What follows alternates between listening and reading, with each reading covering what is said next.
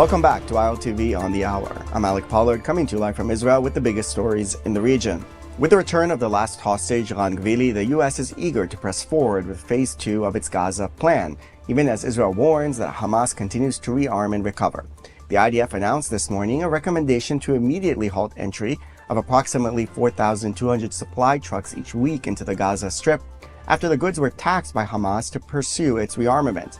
The defense establishment says that unless a fundamental change occurs, renewed fighting in the Gaza Strip is inevitable, claiming that Israel is not leading but being dragged by Qatar under the auspices of the U.S. The Trump administration wants to see heavy weapons such as rockets and missiles decommissioned immediately, with personal arms registered to the technocratic body's police force through an internationally funded buyback program. Hamas must not have any role in the governance of Gaza, directly or indirectly, in any form, period.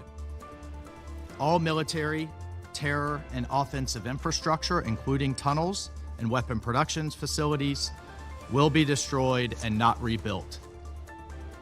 International, independent monitors will supervise a process of demilitarization of Gaza to include placing weapons permanently beyond use through an agreed process of decommissioning and supported by an internationally funded buyback and reintegration program. Now, Israel is demanding Gaza's new police force be allowed only handguns while assault rifles and other heavy weapons are handed over. Donald Trump is warning Iran that time is running out to negotiate a deal on its nuclear program following the steady buildup of U.S. military forces. The U.S. president said a massive armada is moving quickly towards Iran, referring to a large U.S. naval fleet, in addition to more fighter jets and bombers arriving at bases of Arab allies. That coordination is also moving forward, with Saudi Defense Minister Khalid bin Salman Al Saud meeting U.S. military staff today in Washington. Trump's latest warning follows his promise to help Iranians after they were killed by the brutal and unprecedented crackdown on the mass uprising in the country earlier this month, in which the regime killed, according to some estimates, as many as 36,000 civilians.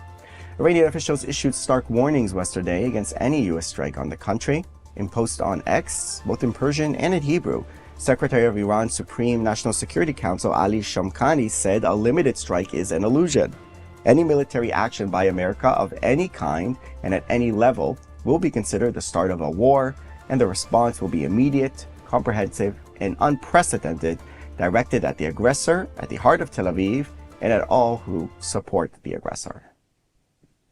Now let's bring in our experts for today. Yiftach Berman, who's a geopolitics expert at the Middle East Division of Bar-Ilan University, and Ruti Bloom, senior editor at the Jewish News Syndicate. Thank you, both of you, for coming on. Yiftach, I want to start with you. Once again, daylight between Israel and the U.S. regarding Gaza. Can we expect that to intensify now that Ran has returned and the disarmament of Hamas tops the agenda? Well, I think that looking forward, Israel is interested mostly in disarming Hamas and making sure that Hamas's assets are decreased, such as the amount of humanitarian aid they possess, the control over the civilian population, control of services.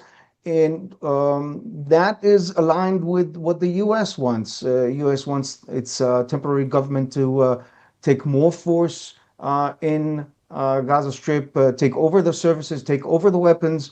And the only issue, the only problem is really the Rafah crossing. Israel wants to wait until it sees the beginning of a process of disarmament for Hamas. Well, the U.S. is eager to get things started.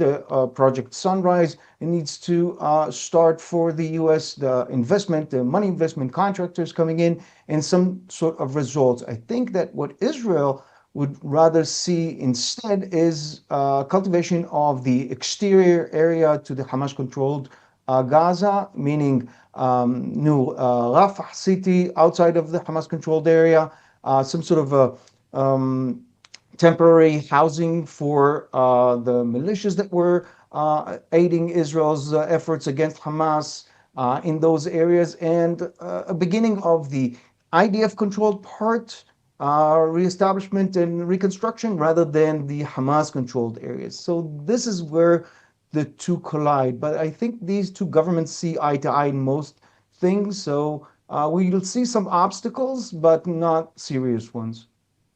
Right, Wuti, do you think that's the case, that the two sides are working in tandem? Certainly the U.S. share Israel's goal of disarming, but the question is if they're being kind of led maybe a little bit by Qatar and Turkey and sort of being over optimistic and allowing leeway for the Gazans or not.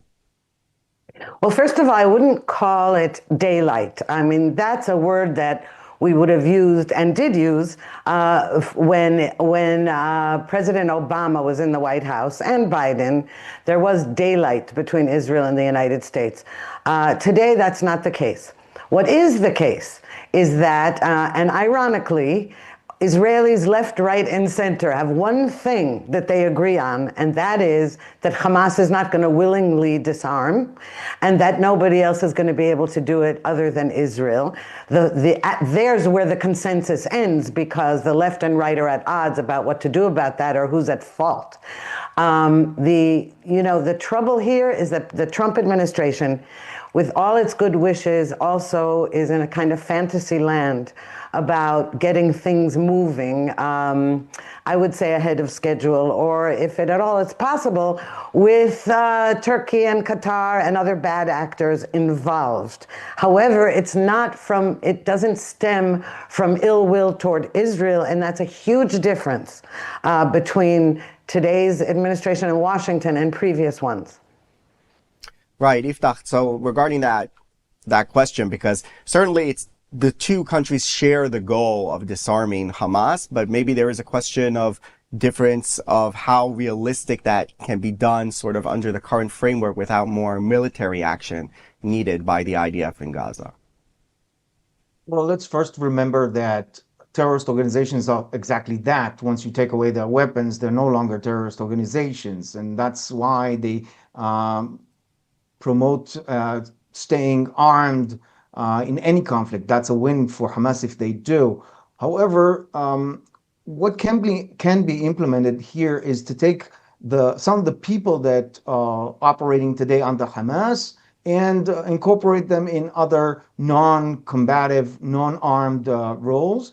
And with disarming, I don't see Hamas necessarily giving up arms, but they were prepared to commit to a freeze of arms, meaning de facto on the ground. That means taking the AK-47s, putting them in storage, destroying all the rockets and launchers, and the temporary government of Gaza Strip would be in charge of those arms as they are in storage, and slowly building a force that can police instead of Hamas. So in fact, you might be seeing the same Hamas operatives, low-ranking ones, simply changing their member cards from Hamas to an official role. But we've seen this in other countries, other conflicts, so it should not surprise us if this is the way it goes on. But what Israel needs to insist is that anybody who participated in the fighting, and especially the ones that participated in the massacre of October 7th,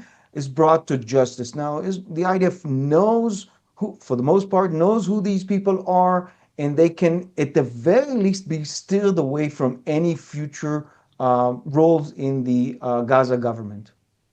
Right. Wuti, we talked a little bit about how much Israel and the U.S. are in tandem. How about people internally in Israel being in tandem? We're starting kind of to enter the election cycle. Passing of the budget now is beginning. Do you think this is going to affect the decision making? And is there, differences, let's say, inside the Netanyahu government or between the government and the coalition on how to proceed in Gaza from the Israeli perspective? Yes, well, there's constant, as you said, we're entering an election cycle. And the internal struggles have been going on now. It's not just since before the war in Gaza, since before October 7th, with the judicial reform protests.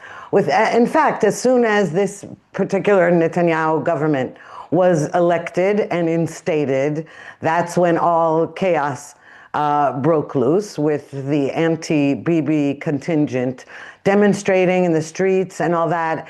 And what we've seen is with the last remaining hostage returned, Ron Gvili, if anybody imagined that that would calm things down, well, he was kidding himself, because even the people, so-called protesters on behalf of the hostages, said, okay, we can remove our hostage pins, but now we're going to be protesting the rest of it.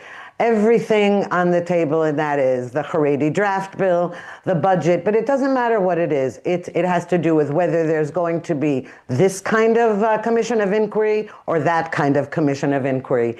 And yes, there's always disputes within the coalition, but the biggest fight right now is between the coalition and the opposition, and that goes for pundits on both sides, not just politicians. But from what we can tell, it seems that the Israeli public, I mean, ironically, again, the loudest voices are anti-government, but that isn't the majority of the public. Right. Let's move on to Iran. Yiftach, I want to ask you about this strike that we're all kind of waiting for, that hasn't occurred yet. Is the delay maybe just a matter of deployment of the forces, because that seems almost complete, or maybe Trump is still considering his options?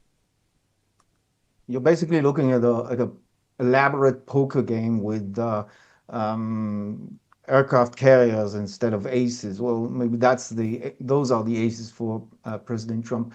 What the American administration is looking for is a decisive strike, which would be short and swift and maximum effect. But unfortunately, for all the people that for the last 2 weeks wrote to me with messages from Iran asking for Israeli involvement, U.S. involvement in what's going on there, the U.S. and Israel's goal right now is not to aid the Iranians, but rather for the U.S. it's to have a discussion about the nuclear weapons, and for President Trump to have a win, either in terms of an agreement where Iran has no more nuclear programs, or at least a regime change at max. For Israel, it's to take away the ballistic missile capability and to nix any future programs of nuclear weapons. But it does not require necessarily an attack on the Iranian regime itself, aiding its replacement. For that, the U.S. would need a strong attack on the strongholds of the Iranian regime, for instance, the IRGC command centers, the symbols of government for the Iranian regime, and potentially maybe a strike on the TV and radio stations, which would silence the voice of the Ayatollah Khamenei. But as we know, Khamenei is already in hiding. Key prominent figures in his regime are already protected. It will be very difficult for the U.S. administration to have a strike to the effect that the Iranian people desire or need at this point. But accumulating so much weapons, it does mean that, you know, the old saying, the pistol shown in the first act will probably fire by the third act. We will see some kind of a show of force, but it might just be to force the Iranians to the negotiation table, not to replace the regime. Rudy, what do you think? Do you think this is just for negotiation, or is really what we're seeing the final preparations before the strike? Well, far be it from me to be able to analyze what goes on in President Trump's brain. So I can only talk about what we've seen before and what we're seeing now. And what we saw before the major attack, the joint Israeli-American attack in Iran, was that Trump was talking about negotiating. And then it turned out it was a big fake out. And I'm hoping that that's the case now. You cannot negotiate with this regime. no deal with jihadists and with the greatest state sponsor of terrorism is worth the ink on the paper it's written on. And if President Trump imagines that, he's waiting for some deal, then that'll be a disaster. And it is true that we don't know exactly what the U.S. and with Israel's help or intelligence and with Iranian intelligence inside the Islamic Republic, we don't know what the actual targets are going to be. But we do know that the regime is wobbly, that the people, the Iranian people, are being massacred and slaughtered in the tens of thousands. And so this is also a moral issue. It's not just a political, geopolitical one. I think the West has a great responsibility toward those people, especially after Trump said help is on the way.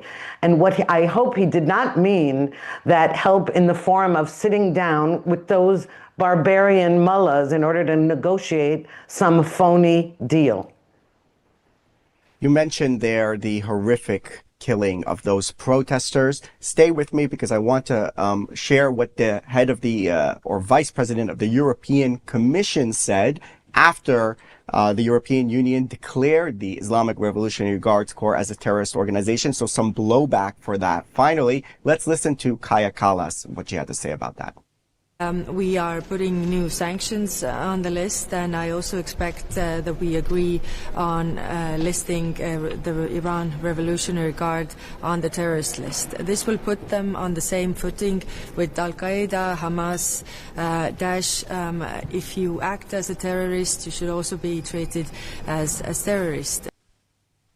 So the IRGC, the most powerful internal security body in Iran and the main executor of those mass killings of demonstrators in recent weeks. Yiftach, can you talk a little bit about perhaps the importance of this move, if it is important, in another sign of, let's say, delegitimization of Iran, isolation of the regime?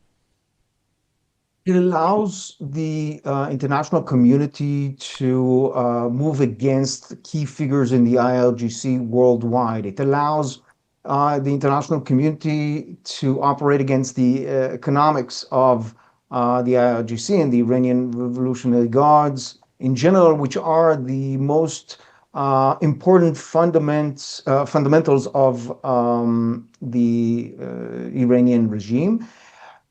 It's important against Iranian administration, Iranian government for those reasons, because it goes after the IRGC money, it goes after these key figures, but it's also important for Israel and the US when we look at other actors. For example, Hezbollah, it was made public that Iran managed to transfer about $100 million over a year to Hezbollah. That's IRGC money. Those are IRGC affiliated oil ships that are sailing the oceans towards affiliated countries, for example, Venezuela, and then trading that oil for money that goes in Hezbollah's bank accounts and allows Hezbollah to do force buildup and to bribe whoever they need, but also to excavate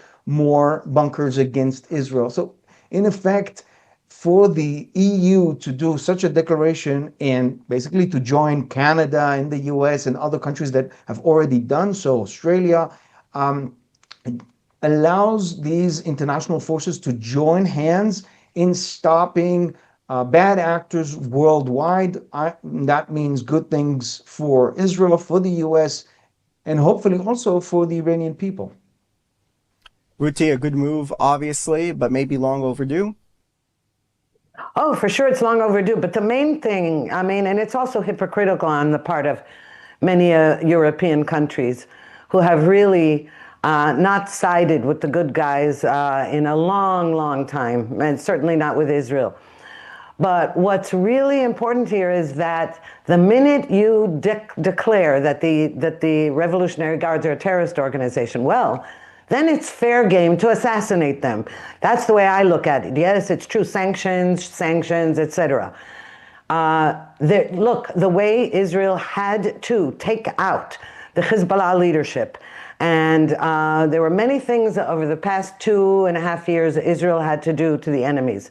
And Iran, as we've said all along, is the head of the octopus, which also brings us back to Gaza. Because without dealing with Iran, Gaza is also not going to settle itself, all right? Iran is the funder of, et cetera, and behind global terrorism. So my feeling is that the minute everyone declares that group a terrorist organization, they are all individually and collectively fair game for assassination.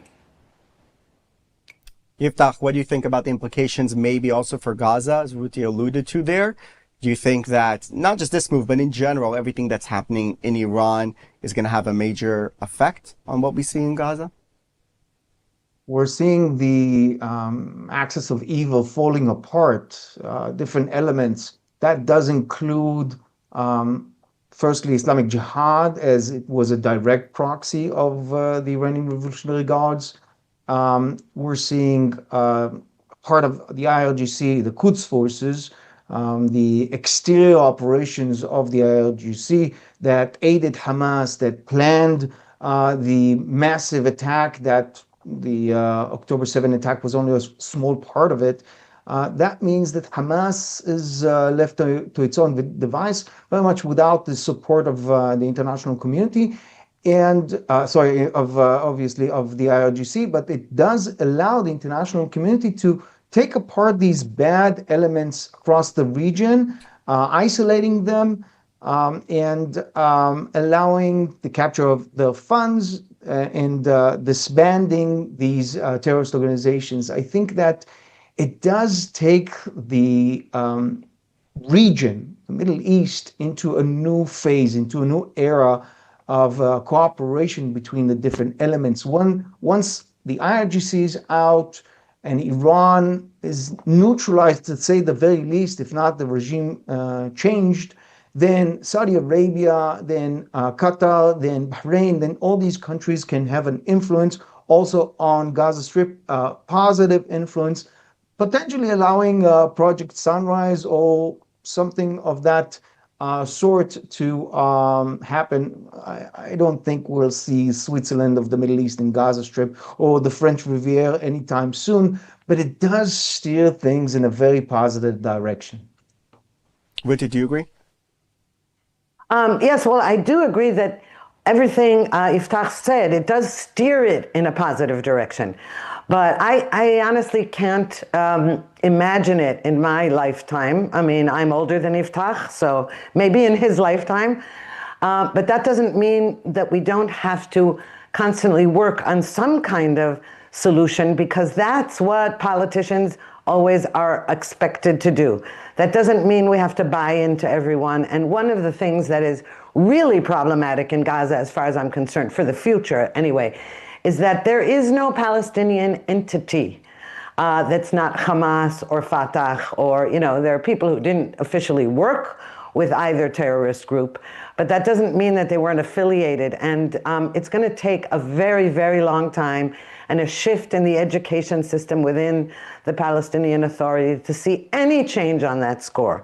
And that's why I'm more pessimistic about the near future. Right, well, that's the point that Israelis have been making all the time, is that Hamas is an outgrowth of the Palestinian people to a certain extent. It represents a lot of their aspirations and goals. Is there anything else that can fill that void, Yiftach? I think that to be more a little bit on the optimist side, if you Always allow good. me, we've seen countries in the region shift. We've seen Saudi Arabia and both Egypt alter their educational systems, starting from K1, moving up. I think they're at K6 or 7 already. Changing the textbooks of students, allowing for the word Israel to come in, allowing for the word peace to come into those the mind of young kids. And I fully agree with Ruthie. It has to be a fundamental change in the future of these people to allow them to build a better future for themselves with the aid of the different actors of the region. But again, it takes a bold step forward for these governments to take in accepting Israel for what it is. And Israel can be very instrumental for those countries in agriculture, in water management, and so on and so forth. So again, to be the optimist on this panel, I think that change is coming. I fully agree with Ruthie saying that the Board of Commission could end a chapter in Israeli times right now, and this catastrophe could finally come to a close now that the last hostage was released. Rani is home, so now it's time for us to move things to a new direction, cooperation in the region, and potentially that would yield good things for the Palestinian people as well. Ruti, final words. Try to make them a little optimistic. Give us something optimistic to finish. Okay, I'm optimistic about the fact that many more people than I would have expected have woken up to the realities of the Middle East and have taken off rose-colored glasses, and that's always better for meeting challenges. And so I see that happening more and more, and I'm, in that respect, I say that inside Israel, inside the United States, and around the world. So that's a good thing. All right. So Ruti Bloom and Yiftach Burman, thank you both of you very much for coming on. Thank you so much. Have a nice day. The Israeli parliament, the Knesset, held its initial vote on the 2026 state budget draft on Wednesday in a test of Prime Minister Benjamin Netanyahu's government at a time when it has splintered over the situation in Gaza and demands by ultra-Orthodox Jewish parties to exempt yeshiva students from mandatory military service. If the budget fails to pass, an early election will be triggered. Two ultra-Orthodox factions in Netanyahu's coalition, the Gerat Torah and Shas, indicated in the afternoon that they were likely to support the budget in its first reading, enabling the measure to advance after disagreement over the Haredi conscription regulation bill postponed the budget vote by 2 days. Prime Minister Netanyahu told reporters that he hoped the budget would pass and was concerned over the prospect of an election ahead of the October schedule, and he said that we in Israel are in a very sensitive situation and the last thing that is needed right now is elections, saying that elections will come later in the year, but it's a mistake to have them early, and hoping that people in the government will understand and act sensibly. Now, a driver smashed a car into a side entrance of the Chabad movement's world headquarters in New York City on Wednesday, provoking widespread alarm in the Jewish community. This video showed a car repeatedly ramming into the building's entrance, knocking a door off its hinges as bystanders watched on. The driver then exited the vehicle, walked slowly towards the road, and was arrested by police at the scene. The building is probably the most famous and recognizable Jewish site in New York City. The incident is being investigated as a hate crime, and the New York Police Department has increased security at houses of worship around the city, including by deploying counter-terrorism units. New York City Mayor Zohran Mamdani said at the scene that the ramming was a horrifying incident, adding, "This is deeply alarming, especially given the deep meaning and the history of this institution to so many in New York and around the world." And now, let's listen to a word from our sponsors. For more than 200 years, when Israel's most vulnerable needed help, Kolel Chabad was there. When families can't afford food, when seniors are alone, when children are struggling to survive, Kolel Chabad steps in with meals, essentials, and dignity. Right now, thousands of families across Israel are counting on that help, and you can make sure it reaches them. Your donation doesn't just give charity, it gives hope, it gives strength, it saves lives. Kolel Chabad, helping Israel one life at a time. Scan the QR code on your screen and give now.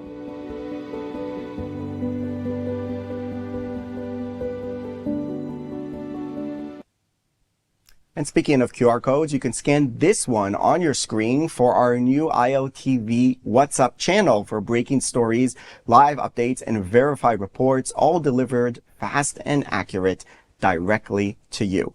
That's all for this edition of ILTV on the Hour. Thank you very much for tuning in, and we will see you next time.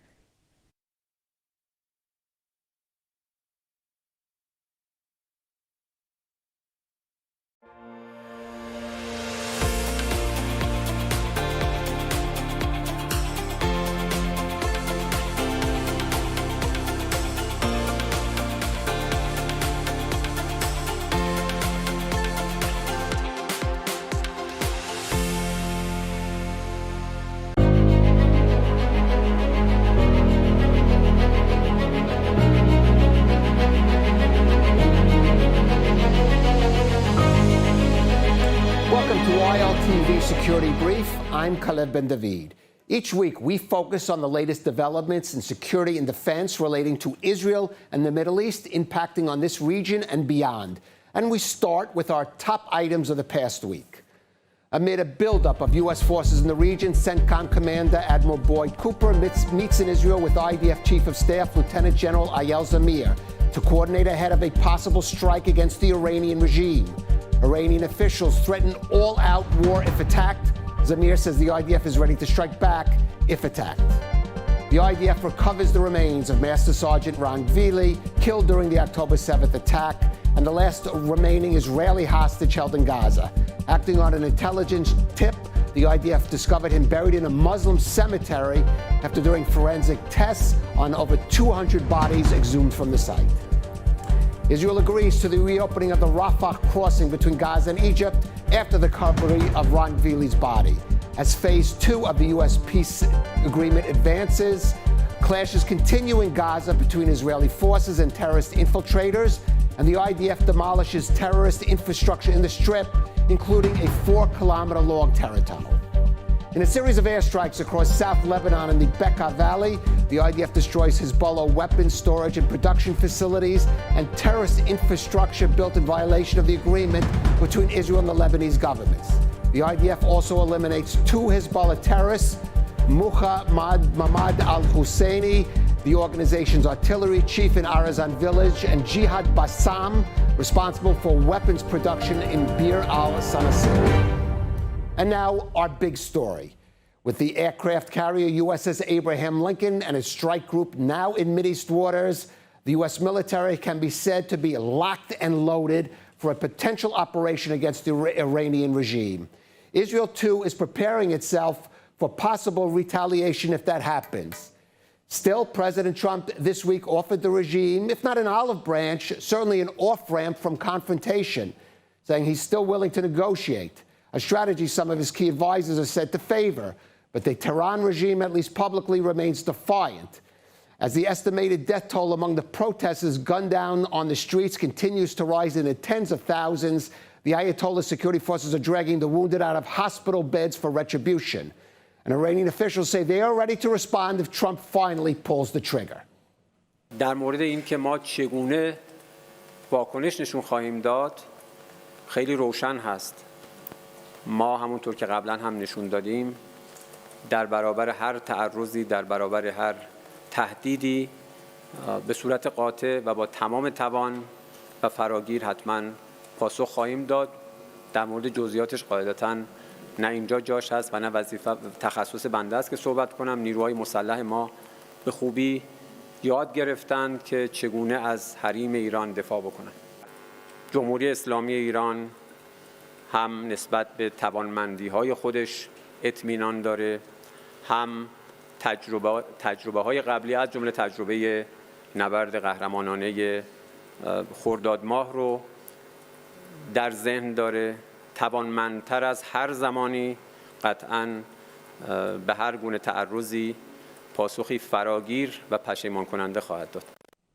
And joining us in the studio for more is Iran and Middle East expert Catherine Peres-Shakdam, and also executive director for We Believe in Israel, and Ambassador Danny Ayalon, the former Israeli ambassador to the U.S., now chairman of the Silver Road Capital Group. Catherine, let me start with you. The forces are in place. What do the Iranian people expect now from the U.S., hope for, and realistically, what do you think is going to take place? Iranians are waiting for President Trump to act. They need him to act. They have been dying in the streets. Children are being shot dead. in the streets of Tehran and across the country. This is not sustainable. People need help. They are crying out for freedom. President Trump say locked and loaded. We're waiting. Right. And Ambassador Ayala and Danny, President Trump, we know he will not hesitate to use action, but he also does like to negotiate, perhaps prefers it. Reports coming out just now of maybe some sort of, I'd say, secret talks or talks that Israel, for example, is not even part of or being necessarily updated on. What's your sense of whether it's going to be shooting or talking here? Yeah. Well, Kalev, there are three good reasons for Trump to, make good on his threats. First of all, his own reputation and keeping up United States deterrence. Secondly, he locked himself into specific threats repeatedly. So if he backs down now, that is going to be very bad, not just for the United States, but its allies. And all those evil forces can come out of the woodwork, whether it's ISIS, whether it's Al-Qaeda in Iraq, anywhere else. And I think also something which is very important is the scope of the carnage, which is just now is being discovered day by day. Also, another good reason for him to do it is not just the expectation, rightly so, of the Iranian people, is to exact a price from the Ayatollah's regime.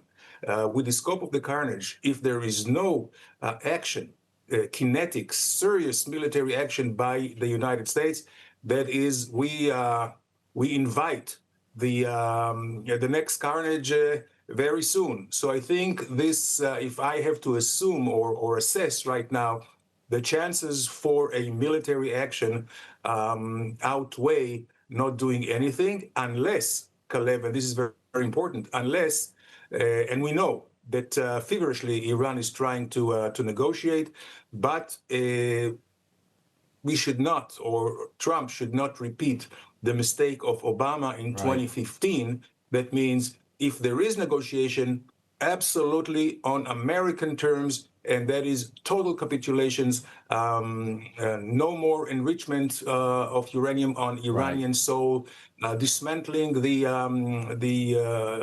missiles systems, and of course, no helping and assisting the proxies of Iran throughout the Middle East and the world. Right. And Catherine, you know the regime better than most.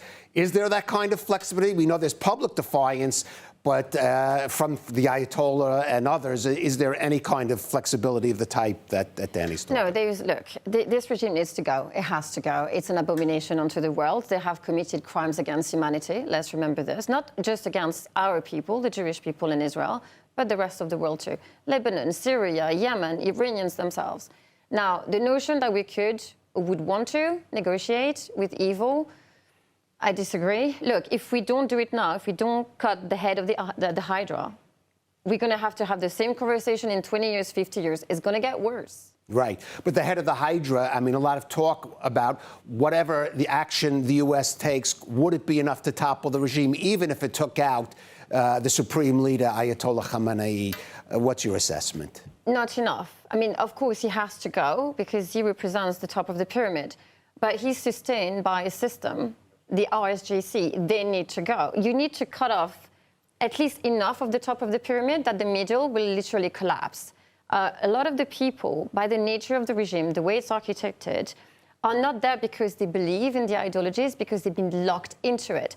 And I refer quite often to a form of enslavement, that of the mind and the body. 90 million people find themselves colonized by an ideology that is not their own and a faith that doesn't resemble their own. That's important to understand. Now, if we want to be thorough, and we need to be thorough, we're going to have to address the issue of Qatar, the Muslim Brotherhood. Both Sunni radicalism and Shia radicalism walk hand in hand, and they have told us to tell that they are two separate entities when they don't connect at the very top. They do. They work together. I give you Hamas. Yeah, well, let's leave Hamas let's leave that because we're going to get to Gaza in a bit.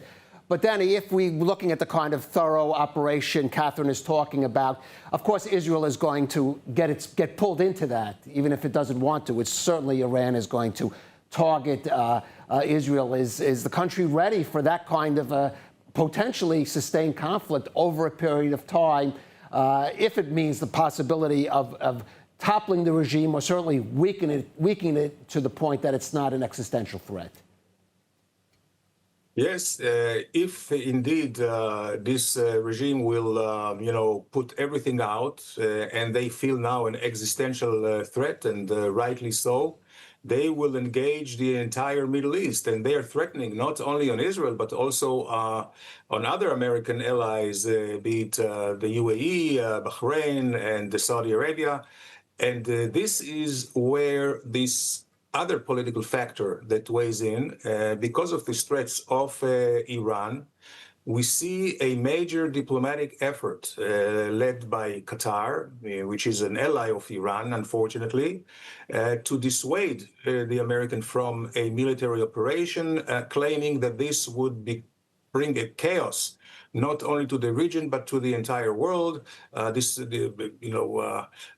destruction of all the oil facilities, which means oil prices are going to jack sky high, and a lot of casualties around the world, of course, blocking the Hormuz waterway and many other things.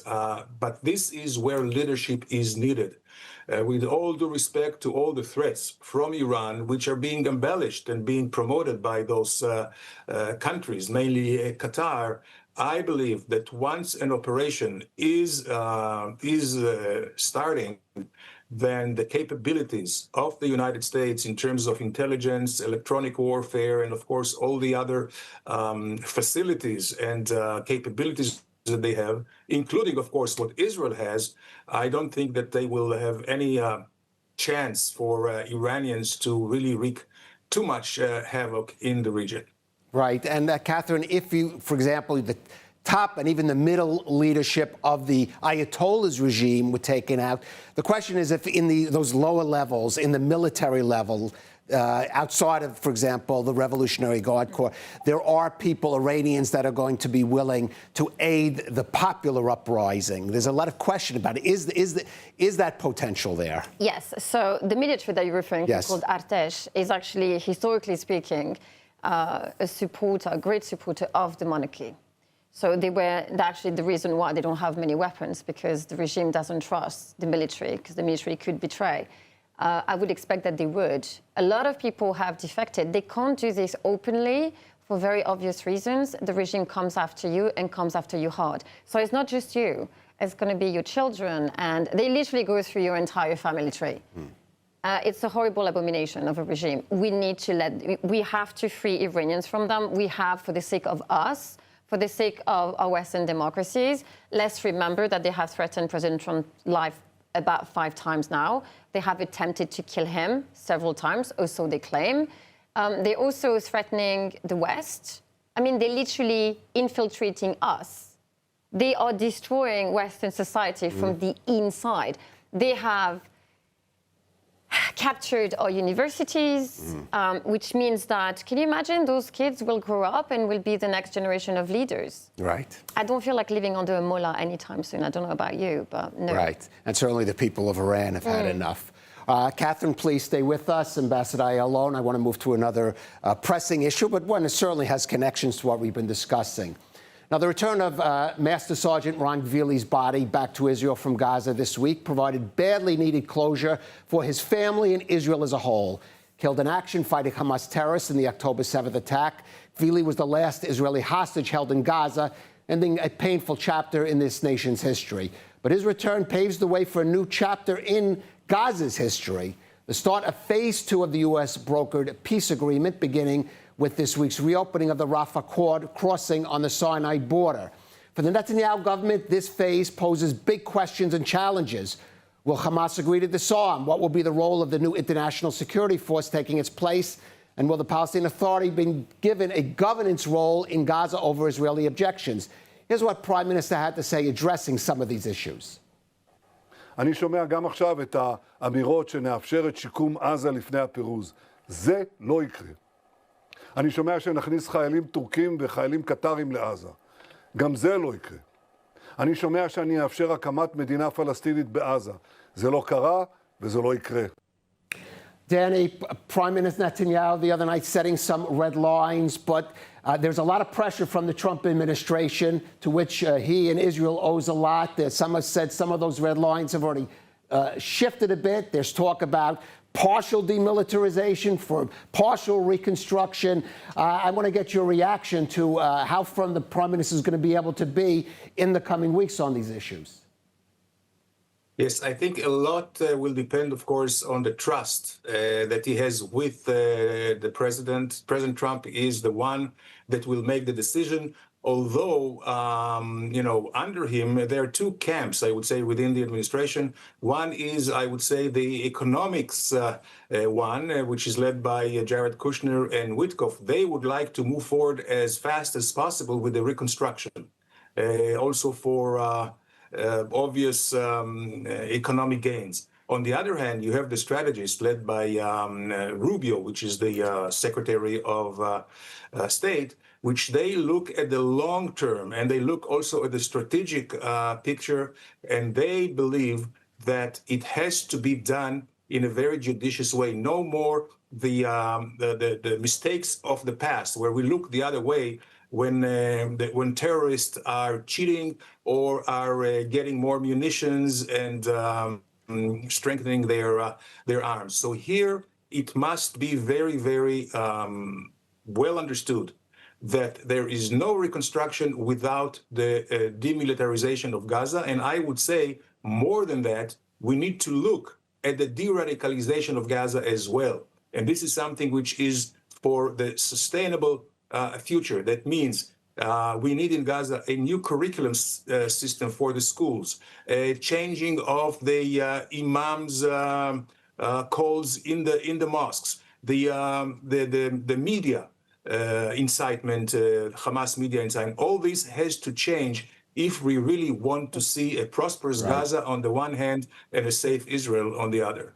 And Catherine, coming back to your comment now about the influence of Qatar in, for example, Gaza with Hamas, and let's also remember Turkey reports that they're pressing to have Hamas terrorists be incorporated into a new Gaza police force, and we know there are links between the Trump administration and Qatar, and President Trump has spoken warmly about Qatar and the Turkish leader, President Erdogan. I think he likes the money that Qatar can provide, which is fair enough. Now, we need to understand and remember, Hamas can never have a gun. Never, ever again. We know what they do when they have those guns. So no, thank you.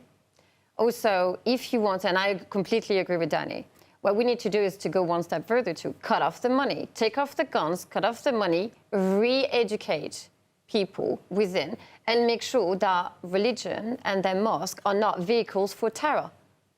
And for that, I'd like to invite people in the Muslim world to actually stand up for their religion and their faith that have been demonized by those people they call radicals, saying, oh, it's not us. Okay, but if you don't do anything about it and against them, then it's very difficult for us standing here to know the difference. How can I tell? They need to speak up. So it's not just about Israel and America to do the work. They need to do the work for themselves and decide that, do you want to live under Hamas forever and have nothing and have a miserable life, or do you want to actually breathe free and use the thing between your ear called the brain and think for yourself and exercise critical thinking? All right, and then I want to ask you about a role of another country, Egypt, because starting this week, it's going to play a major role, for example, in policing its part of the Rafah crossing. Certainly, Egypt is on a different country from Qatar and Turkey, but it's certainly a country that sometimes Israel has found itself difficult to work with. Yes, it's a very complex relationship. Of course, the national interest of Egypt and Israel very much converge or intertwine when it comes to Hamas or the Brotherhood, the Islamic Brotherhood, which Hamas is part of, and they are the Brotherhood is the most, I would say, existential threat to the al-Sisi regime and to Egypt as a whole. So in that respect, there is a great cooperation, mostly on intelligence and under the radar. But at the same time, Sisi has to heed to the pressure from the public in Egypt and the sentiments that are pro-Palestinians. So in that respect, I think that he would walk a very fine line. On the one hand, try to help the humanitarian situation as much as he can in Gaza by opening the Rafah and insisting on the opening of the Rafah crossing. Right. But at the other hand, he will not allow the Brotherhood and Hamas to really rise up. And for that, he needs Israel cooperation and collaboration. All right. Well, certainly going to be some interesting days ahead for Israel and for the entire region. I want to thank Ambassador Danny Ayalon and Catherine Paris-Shakdam for joining us on ILTV Security Brief. And now a final word. With all that is going on with Iran and Gaza, perhaps not enough attention is being paid to another key security front for Israel, its shared border in the north with Syria.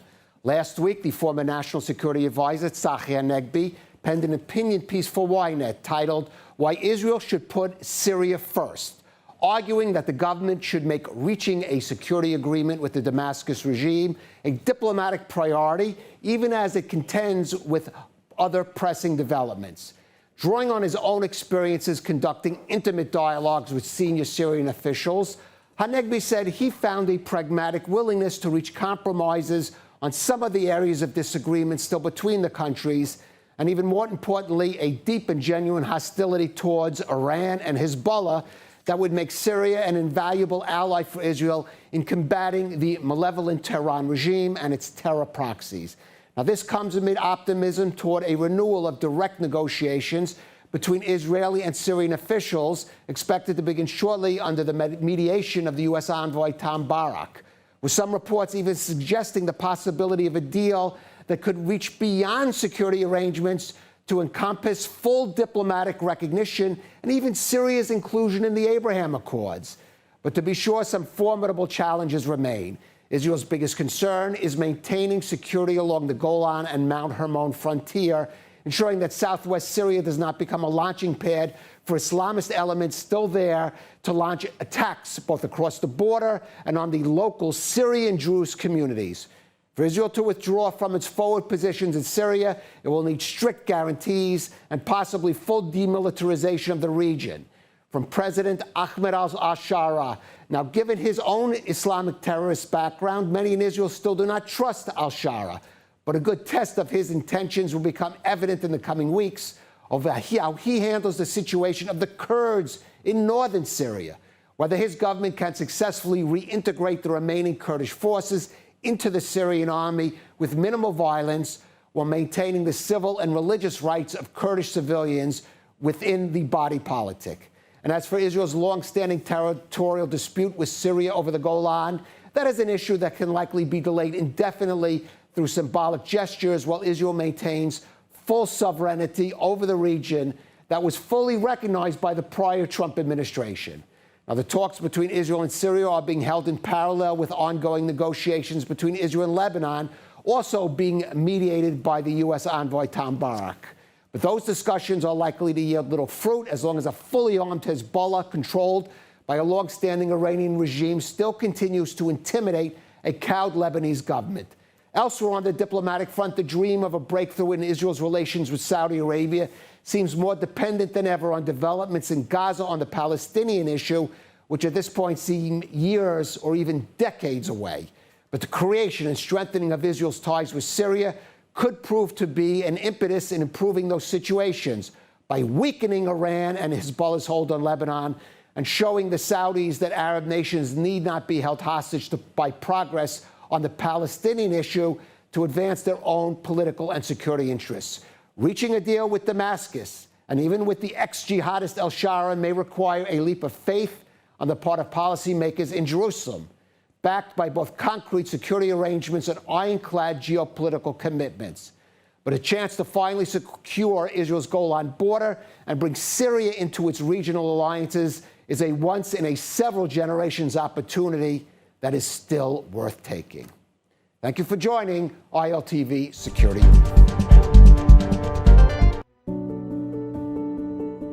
For more than 200 years, when Israel's most vulnerable needed help, Kol El Chabad was there. When families can't afford food, when seniors are alone, when children are struggling to survive, Kolel Chabad steps in with meals, essentials, and dignity. Right now, thousands of families across Israel are counting on that help. And you can make sure it reaches them. Your donation doesn't just give charity, it gives hope, it gives strength, it saves lives. Kolel Chabad, helping Israel one life at a time. Scan the QR code on your screen and give now.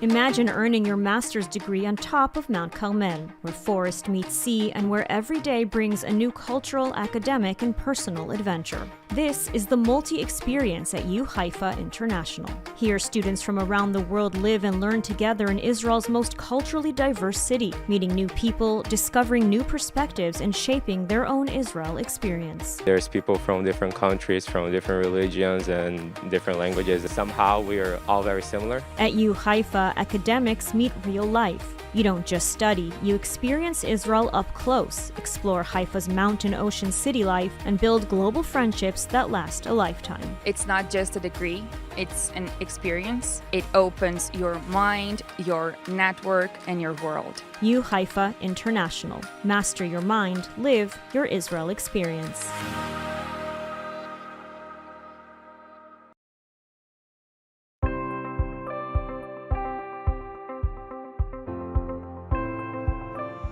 The story of the Jewish people has never been about standing still. It's a story of moving forward, of taking responsibility, of protecting what matters, no matter the challenge.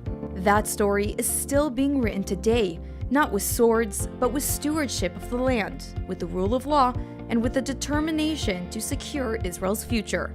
And on the front lines of that mission stands Regavim. Regavim is a public movement dedicated to defending Israel's national lands and natural resources in the field, in the courts, and in the public square. Through research, on-the-ground action, and legal advocacy, Regavim works to uphold the rule of law and to ensure that Israel can grow, thrive, and remain rooted in its homeland.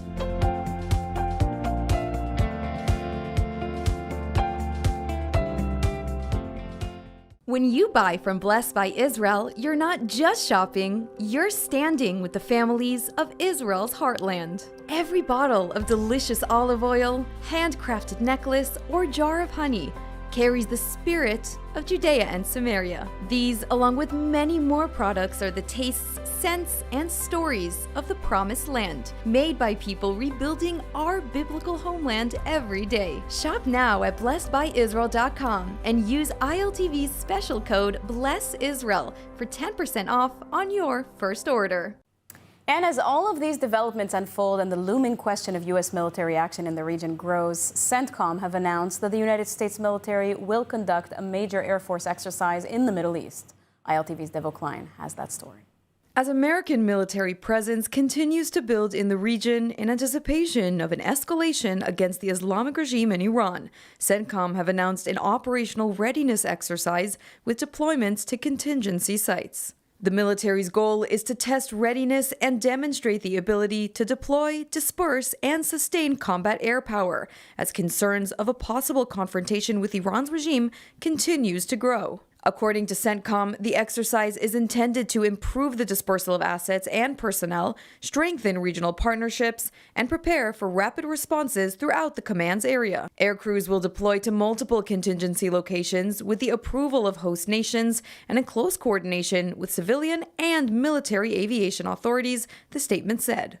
The announcement followed the arrival of the U.S. aircraft carrier Abraham Lincoln in the Middle East, accompanied by several warships. Now, with the readiness drill and the U.S. Armada in place and poised to strike, all eyes remain on President Donald Trump to see what comes next.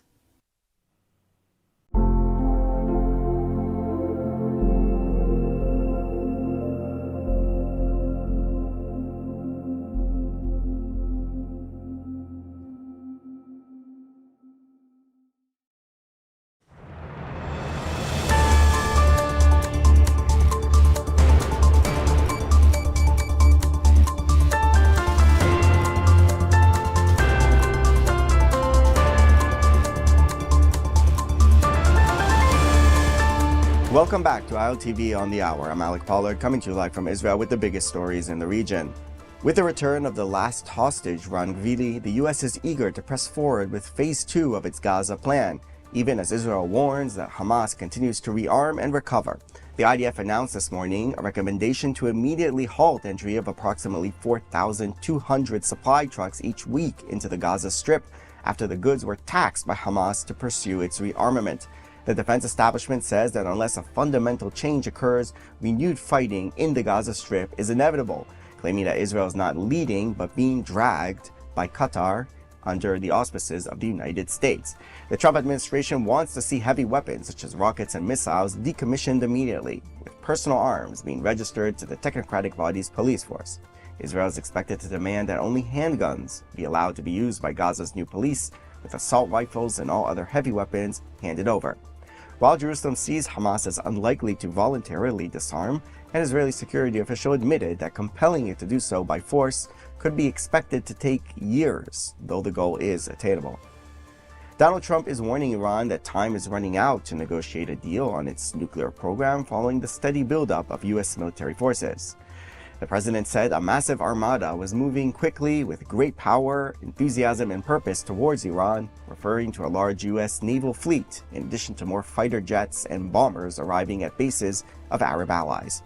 Trump's latest warning follows his promise that Washington will intervene to help those involved in the brutal and unprecedented crackdown on the mass uprising in the country earlier this month, in which the regime killed, according to some estimates, as many as 36,000 civilians. Iranian officials issued stark warnings Wednesday against any U.S. strike on the country. In posts on X, both in Persian and in Hebrew, Secretary of Iran's Supreme National Security Council, Ali Shamkhani, said a limited strike is an illusion. Any military action by America of any kind and at any level will be considered the start of a war, and the response will be immediate, comprehensive, and unprecedented, directed at the aggressor, at the heart of Tel Aviv, and at all who support the aggressor. Now, following new revelations regarding the extent of the massacre of innocent demonstrators by the Iranian regime, the European Union has finally declared the Islamic Revolutionary Guards Corps as a terrorist organization. We are putting new sanctions on the list, and I also expect that we agree on listing the Iran Revolutionary Guard on the terrorist list. This will put them on the same footing with Al-Qaeda, Hamas, Daesh. If you act as a terrorist, you should also be treated as a terrorist. The IRGC is the most powerful internal security body in Iran and the main executor of the mass killings of demonstrators in recent weeks. Now, the Knesset was expected to hold its initial vote on the 2026 state budget draft on Wednesday in a test of Prime Minister Benjamin Netanyahu's government, at a time when it has splintered over the situation in Gaza and demands by ultra-Orthodox Jewish parties to exempt yeshiva students from mandatory military service. If the budget fails to pass, an early election will be triggered. Two ultra-Orthodox factions in Netanyahu's coalition, Degel HaTorah and Shas, indicated in the afternoon that they were likely to support the budget in its first reading, enabling the measure to advance after disagreement over the Haredi conscription regulation bill postponed the budget vote by 2 days. Prime Minister Netanyahu told reporters on Tuesday evening that he hoped the budget would pass and was concerned over the prospect of an election ahead of the October schedule. Now, a driver smashed a car into a side entrance of the Chabad movement's world headquarters in New York City on Wednesday, provoking widespread alarm in the Jewish community. Video showed a car repeatedly ramming into the building's entrance, knocking the door off its hinges as bystanders watched. The driver then exited the vehicle, walked slowly towards the road, and was arrested by police at the scene. The building is likely the most famous and recognizable Jewish site in New York City, and the incident is being investigated as a hate crime, and the New York Police Department has increased security as houses of worship around the city, including by deploying counter-terrorism units. And that's all for this edition of ILTV on the Hour. You can scan the QR code on your screen for more updates throughout the day. That's all for now. Thanks for watching.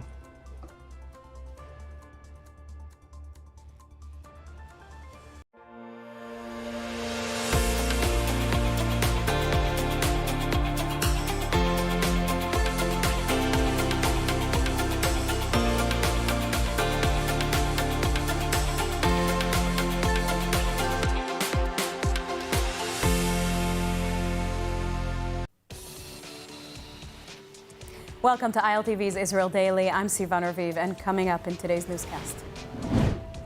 The U.S. moves major naval forces toward Iran as the regime enters a dangerous phase. Trump's Gaza Board of Peace expands with new countries joining and Hamas seeking involvement. And Israel lays to rest the final hostage from Gaza, Master Sergeant Ran Gvili.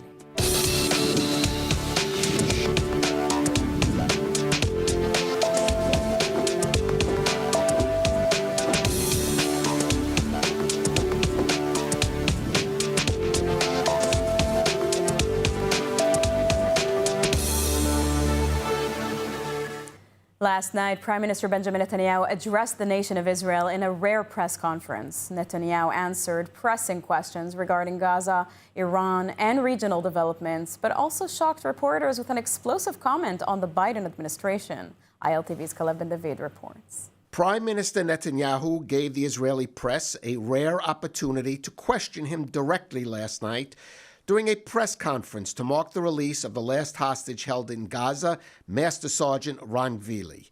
With the Iran crisis heating up, Netanyahu was asked about reports that the Trump administration is holding secret talks with the Iranian regime without Israel's knowledge, drawing this response from the Prime Minister. לגבי הקביעות שלך, לגבי המהלכים של ארצות הברית, ארצות הברית עומדת איתנו בקשר רצוף. ואני לא רוצה לקבוע לנשיא טראמפ מה הוא יעשה או לא יעשה, מה ידבר, לא ידבר, זה החלטות שלו, אבל אני אומר לך שאנחנו, איך אגיד לך, מדווחים בצורה מלאה, מעבר לזה אני לא רוצה להתייחס. Regarding Gaza, Netanyahu insisted that phase 2 of the Trump peace plan, which will advance this week with the reopening of the Rafah crossing, will not move to the reconstruction stage unless Hamas disarms, nor will Israel allow Turkey and Qatar a security role in Gaza. אני שומע גם עכשיו את האמירות שנאפשר את שיקום עזה לפני הפירוז. זה לא יקרה. אני שומע שנכניס חיילים טורקים וחיילים קטרים לעזה. גם זה לא יקרה. אני שומע שאני אאפשר הקמת מדינה פלסטינית בעזה.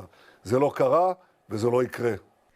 But the comment from Netanyahu that's making the most headlines was his explosive charge that the Biden administration's withholding of certain arms shipments to Israel during the Gaza war ended up costing the lives of Israeli soldiers. ופשוט בשלב מסוים לא היה לנו מספיק תחמושת. ואנשים נפלו, גיבורים נפלו. חלק מאובדן התחמושת הזה היה גם כתוצאה מאמברגו. ואני גמרתי אומר שלא נגיע למצב הזה יותר. שאנחנו חייבים שתהיה לנו תעשיית נשק רובוסטית ועצמאית ככל האפשר. אגב, המצב הזה של האמברגו השתנה עד לבלי הכר עם כניסת הממשל של הנשיא טראמפ. Those remarks drew fire from Democrats in the United States, including from former Biden Mideast envoy Amos Hochstein, who shot back that after the military support Israel received from the U.S. during the Gaza and Iran conflicts, quote, the only acceptable response to President Biden and the American people is thank you. As Iran faces continuous internal unrest and is responsible for a brutal and deadly crackdown on protesters, the United States is moving major naval assets into the Middle East, and Israel is watching every development closely. U.S. President Donald Trump confirmed that an additional large American naval force, including aircraft carriers, destroyers, and support vessels, is moving toward the region within striking distance of Iran.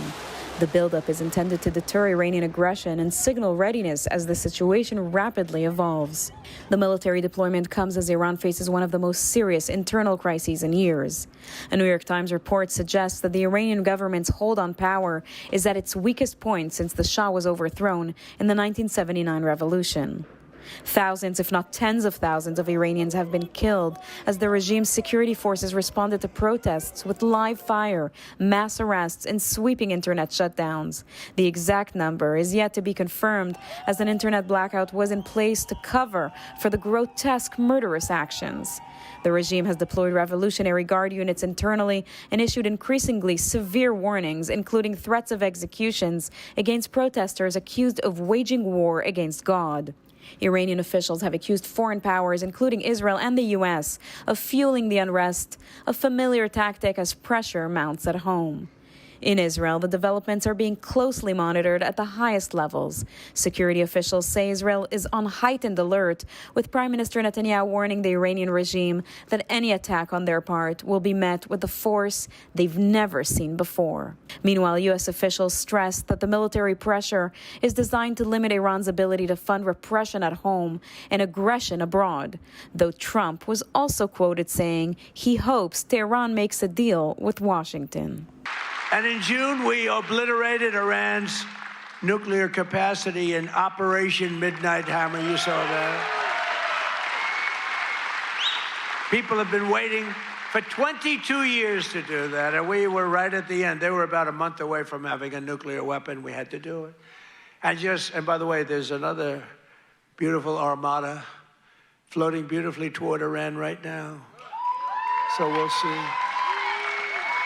I hope they make a deal. I hope they make a deal. They should have made a deal the first time they'd have a country. And as all of these developments unfold and the looming question of U.S. military action in the region grows, CENTCOM have announced that the United States military will conduct a major Air Force exercise in the Middle East. ILTV's Devo Klein has that story. As American military presence continues to build in the region in anticipation of an escalation against the Islamic regime in Iran, CENTCOM have announced an operational readiness exercise with deployments to contingency sites. The military's goal is to test readiness and demonstrate the ability to deploy, disperse, and sustain combat air power as concerns of a possible confrontation with Iran's regime continues to grow. According to CENTCOM, the exercise is intended to improve the dispersal of assets and personnel, strengthen regional partnerships, and prepare for rapid responses throughout the command's area. Air crews will deploy to multiple contingency locations with the approval of host nations and in close coordination with civilian and military aviation authorities, the statement said. The announcement followed the arrival of the U.S. aircraft carrier Abraham Lincoln in the Middle East, accompanied by several warships. Now, with the readiness drill and the U.S. Armada in place and poised to strike, all eyes remain on President Donald Trump to see what comes next.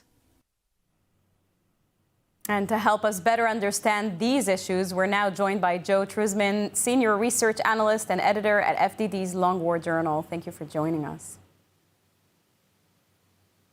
Thank you. So an American attack in Iran seemed imminent for the last days and even a couple of weeks, but it hasn't happened yet. What is your assessment? Is Washington moving warships and air power into the region right now for deterrence or in actual preparation for an attack? Right. I think when President Trump told the Iranian people several weeks ago that help was on the way, I think he meant it. I think President Trump's recent statement and post on Truth Social was a simple warning to the Iranian regime: make a deal, or suffer the consequences. I think this is what we're seeing now. And of course, this is being supported by American naval assets. This naval armada that has moved into the region isn't a symbolic gesture. All right, I think it's real pressure. So I think this is what we're seeing now. But it takes time for these assets to move to the region. So I'm not surprised it is taking time. But the big question right now, of course, is whether President Trump's going to authorize these strikes on the Iranian regime. But also, I think it's important to understand what will these strikes accomplish? Is the president or is the United States trying to topple this regime or help topple this regime, or just enact consequences against the regime for brutally crushing these protests? We don't know the answer to that just yet. But I think a lot of people, especially the Iranian demonstrators that are in Tehran and other parts of Iran, of course, are all waiting to see what the president decides to do.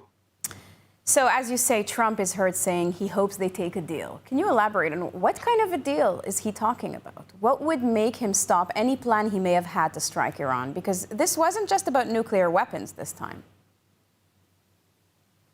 Correct. Even though it wasn't about nuclear weapons, I still think it is somewhat, at least, about nuclear weapons. Of course. I think, of course, but nevertheless, I think there are also other important aspects to this.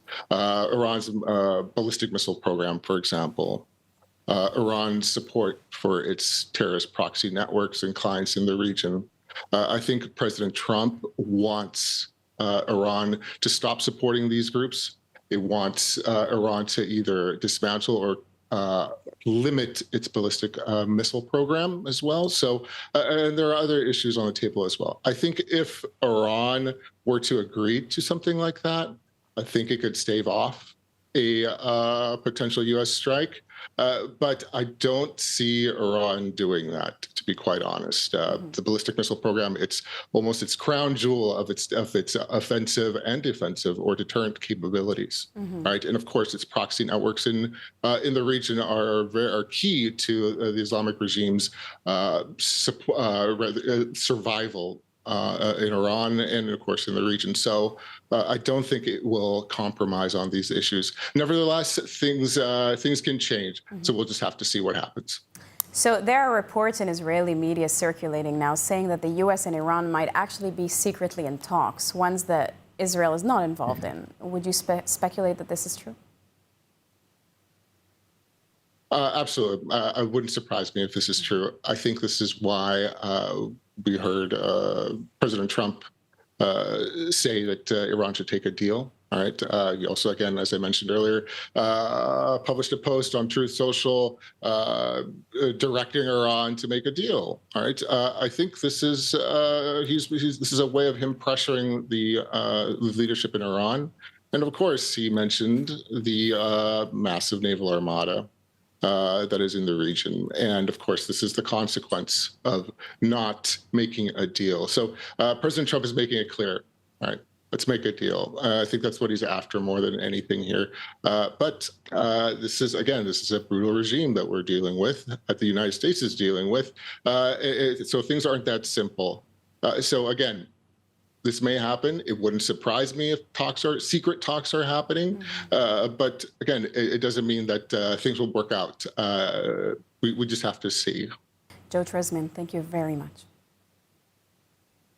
Thank you. And we've got some exciting news. You can now get Israel updates on our WhatsApp channel. Breaking stories, live updates, and verified reports, all delivered fast and accurate. Just scan the QR code on your screen to join.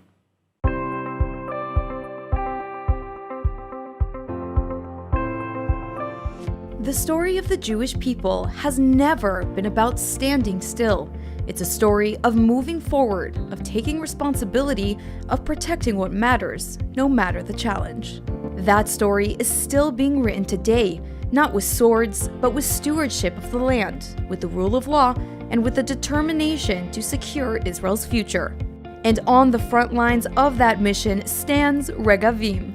Regavim is a public movement dedicated to defending Israel's national lands and natural resources in the field, in the courts, and in the public square.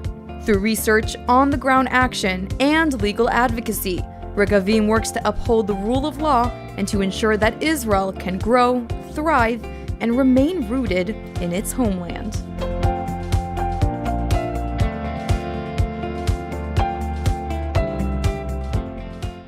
And now the final hostage to be returned from Gaza, Ran Gvili, has been laid to rest. His funeral took place today in southern Israel. Gvili was just 24 years old when he was killed defending Kibbutz Alumim during the October 7th attacks. His body was abducted into the Gaza Strip, and it took more than 2 years for the IDF to recover his remains. ILTV's India Naftali joins us now from Hostage Square in Tel Aviv. India, what can you tell us about today's funeral? Sivan, it's been an emotional 2 years of waiting for every hostage to come home. While today is a day the country grieves, what I am hearing from Israelis is that Ran Gavili's proper burial offers the nation some much-needed closure. The casket of Master Sergeant Ran Gavili was escorted by a police motorcade this morning to his hometown in southern Israel. Gavili, who served as a police officer in Israel's Special Yassam unit, was honored by fellow police officers who lined the route to pay their final respects. At the funeral, thousands were in attendance. There, Prime Minister Netanyahu and President Herzog both gave a eulogy. אנחנו פעלנו ואנחנו מצאנו את רני. בכך השגנו את מה שייחלנו לו 843 ימים, להחזיר את כל אחינו ואחיותינו הביתה.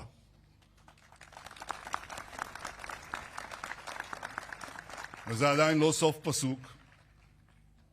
אנחנו דבקים גם ביעדינו האחרים, לפרק את החמאס מנשקו, לפרז את הרצועה, וגם את זה נשיג.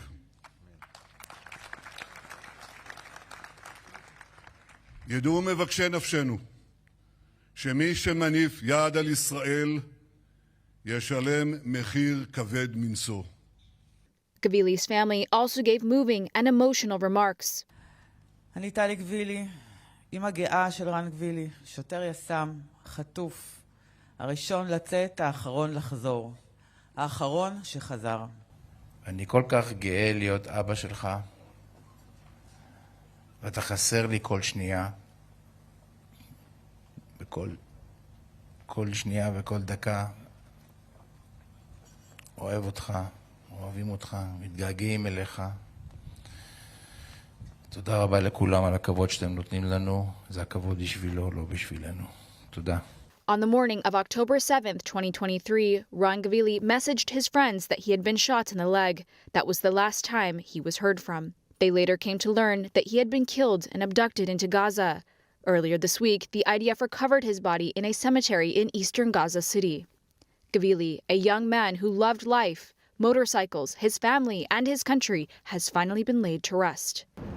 And also yesterday evening, the clock here in Hostage Square that used to be counting the number of days, hours, minutes, and seconds that the hostages have been in Gaza finally stopped at 843 days, 12 hours, 5 minutes, and 59 seconds, officially closing what is one of the most painful chapters of Israel's history. Sivan, for the last time from Hostage Square, back to you.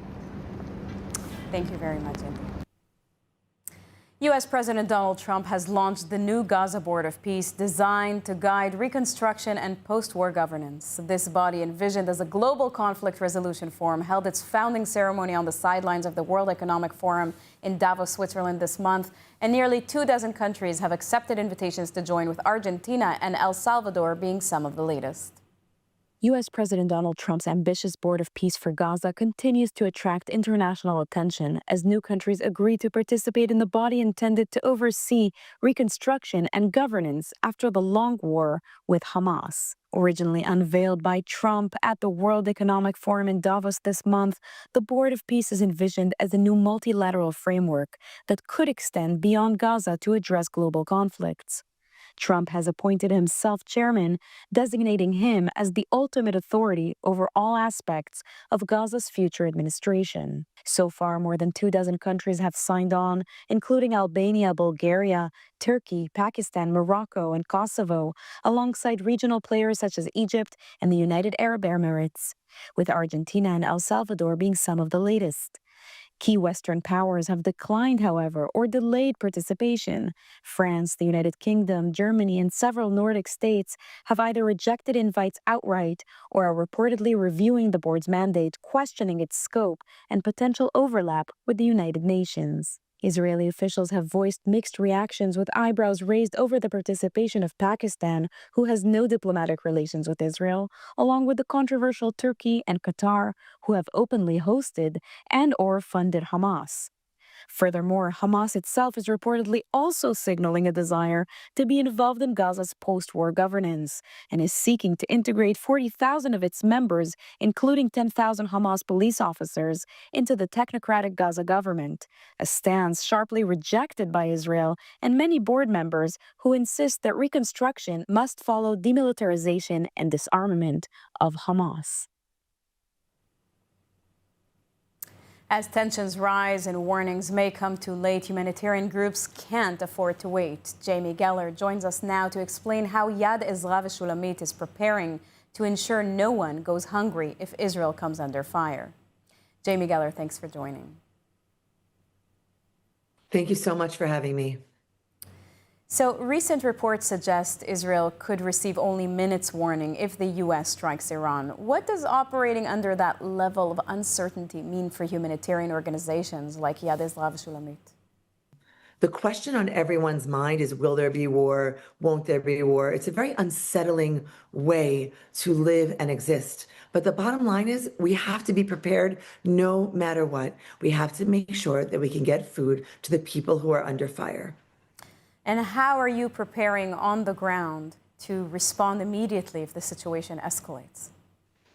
We must stock the warehouses with ready cooked foods ready to eat. That is really critical to ensure that everyone can actually eat when they are stuck in bomb shelters. We've done this before. We did it in June, and we will do it again. We know what we're doing. Yad Ezra V'Shulamit actually distributes 12,000 food baskets every single week to 95 distribution points all across Israel. It's critical that the warehouses have ready-cooked meals and ready-to-eat food fully stocked, and therefore we can distribute it north, south, central Israel, all across the country. Now, security officials say the IDF itself may have short notice ahead of an attack, with the public only notified once missiles are already being fired. So how do you plan for that? We don't have the luxury of waiting. We have to prepare now. It's about stocking warehouses, securing logistics, access routes, a tremendous amount of coordination that's needed to ensure that those that may be trapped in bomb shelters for extended periods of time, like the elderly, people with disabilities who don't have the luxury of running in and out and back and forth, but may actually have to shelter in place in their bomb shelter, have food that they need to eat and survive, ready to eat food. And that only happens because we prepare now beforehand. So has Yad Ezra V'Shulamit already begun preparations for this round? Of course, we have already begun preparations, but we need your help in terms of ensuring the warehouses are fully stocked. We need to stock the warehouses not just in the center of the country, but in the north and the south, so that we can be close to all populations. And of course, we need to be ready in the event of missile impact. We all know what that means and the devastation that that can bring. So we've done this before. We are going to be prepared to do it again, all the while praying to God that there will not be a war. But as a humanitarian organization here in Israel, we need to be prepared. We are on the front lines of ensuring that people have the food they need to survive. What can the viewers do to help? As I said, no one wants war. We are praying for peace, but we are on the front lines of ensuring that everyone has the food they need if they are stuck in their bomb shelters for extended periods of time. We are talking about those who cannot afford food, the disabled and the elderly, everyone from the north to the south to the central of Israel.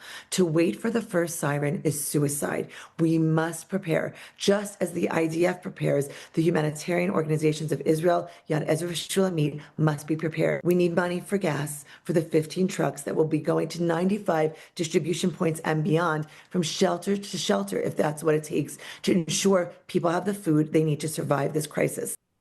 Well, thank you, Jamie. In this time of uncertainty, you can make a difference too. Scan the QR code to help the biggest food distribution organization in Israel, Yad Ezra V'Shulamit, prepare to respond in case of emergency and feed those in Israel who need it most. Now let's take a look at the weather forecast. Cloudy skies and rainy showers are expected around most of the country tonight, with temperatures reaching lows of 11 degrees Celsius or 52 degrees Fahrenheit. Then tomorrow we'll see cloudy skies and isolated rainfall alongside steady temperatures, seeing highs of 18 degrees Celsius or 64 degrees Fahrenheit.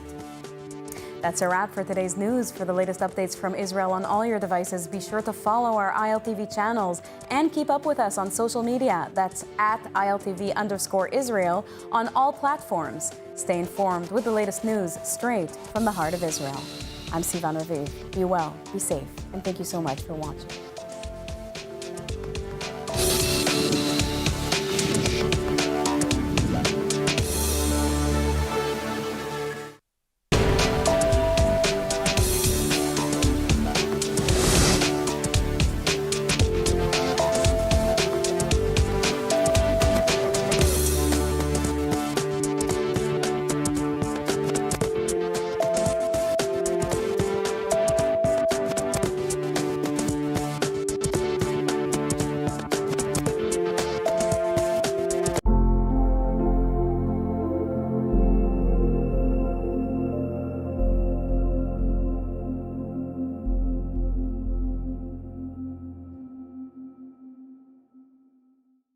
Well, joining us now for more on that and other issues is Reserves Lieutenant Colonel Dr. Doron Avital, former commander of IDF Special Forces, and Reserves IDF Lieutenant Colonel Avital Leibovich, now director of the AJC Israel, and she's a former IDF spokesperson to the international media.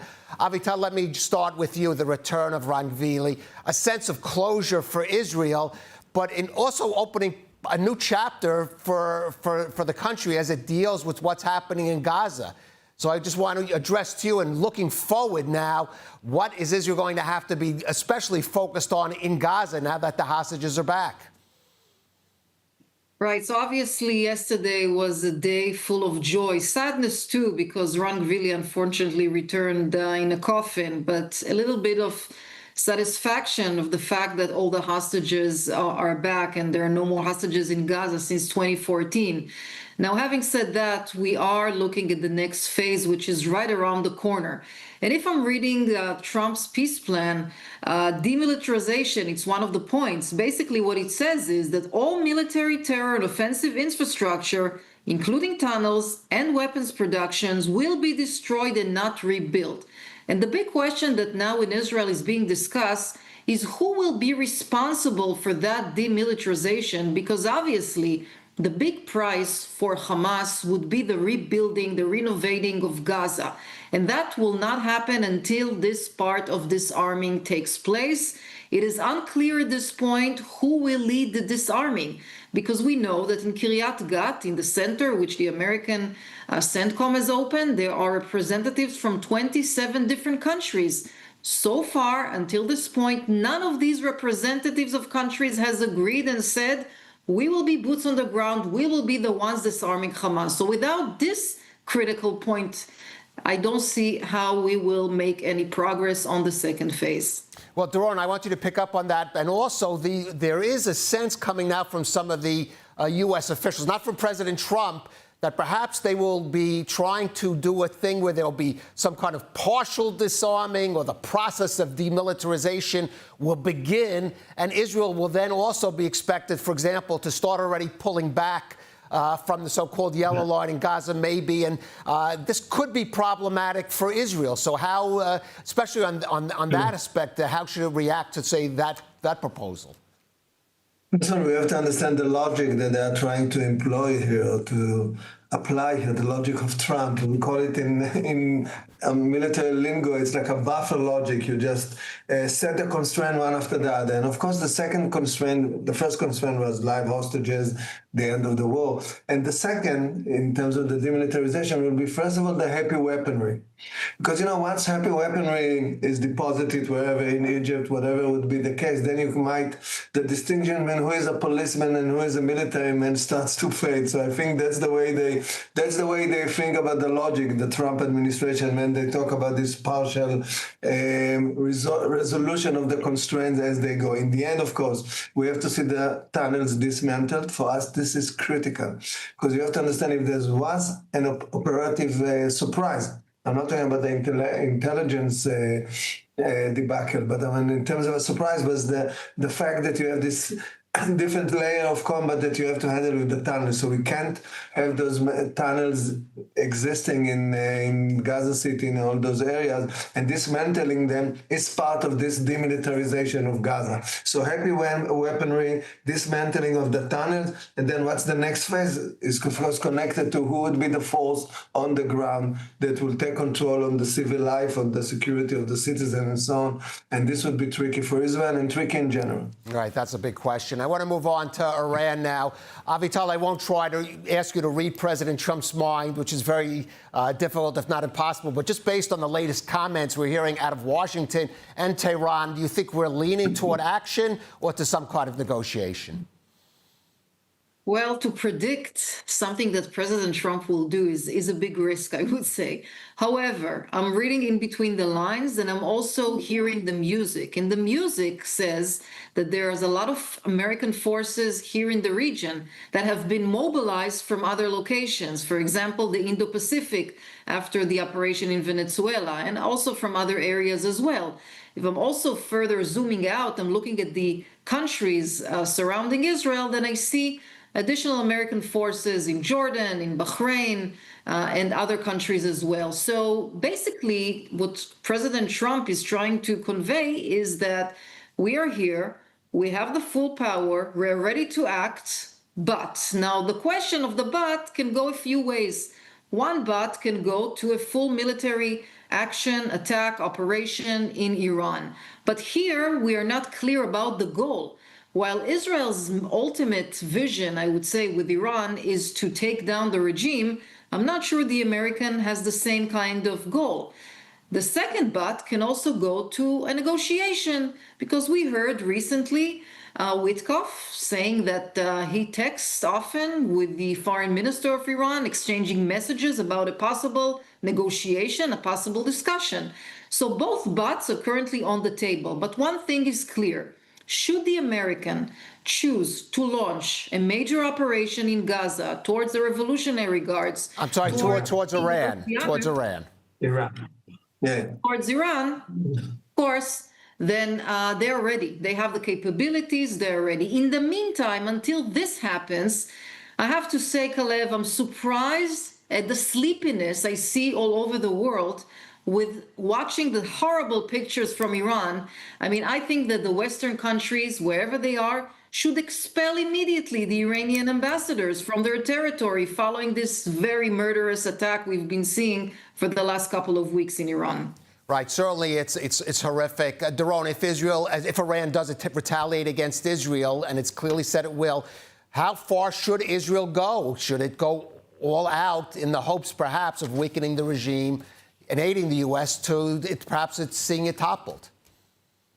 I don't think the game against Iran is run by Israel right now. It's run by the U.S. So basically, we have to be at sync with the U.S. in terms of every move that we make. And of course, we don't need to go into any preemptive attacks, but of course, we have to be very prepared to be attacked in case President Trump decides to act. And then, of course, if the U.S. would ask us to participate, of course, we can do it, but I don't think they will in this context right now. I want to remind us the Gulf War of the 90s, early 90s, the same scenario when Iraq is being attacked, the missiles are shot into Israel, and then we were not allowed to participate. Me as a deputy commander of the unit, I wasn't allowed to participate in preempting those launchers from Iraq. So I would think the game is run by the US. This is a clear case.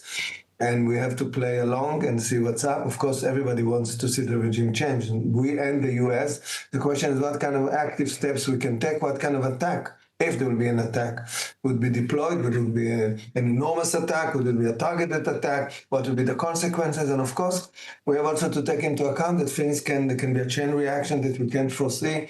So it's a gamble. It's a very serious gamble and a very major decision that the US President have to make. All right, some fateful days ahead. Avital Leibovich, Doron Avital, thank you for joining us on ILTV. Thank you. And as more and more testimonies emerge from inside Iran, one thing is clear: the Ayatollah regime is massacring its own citizens.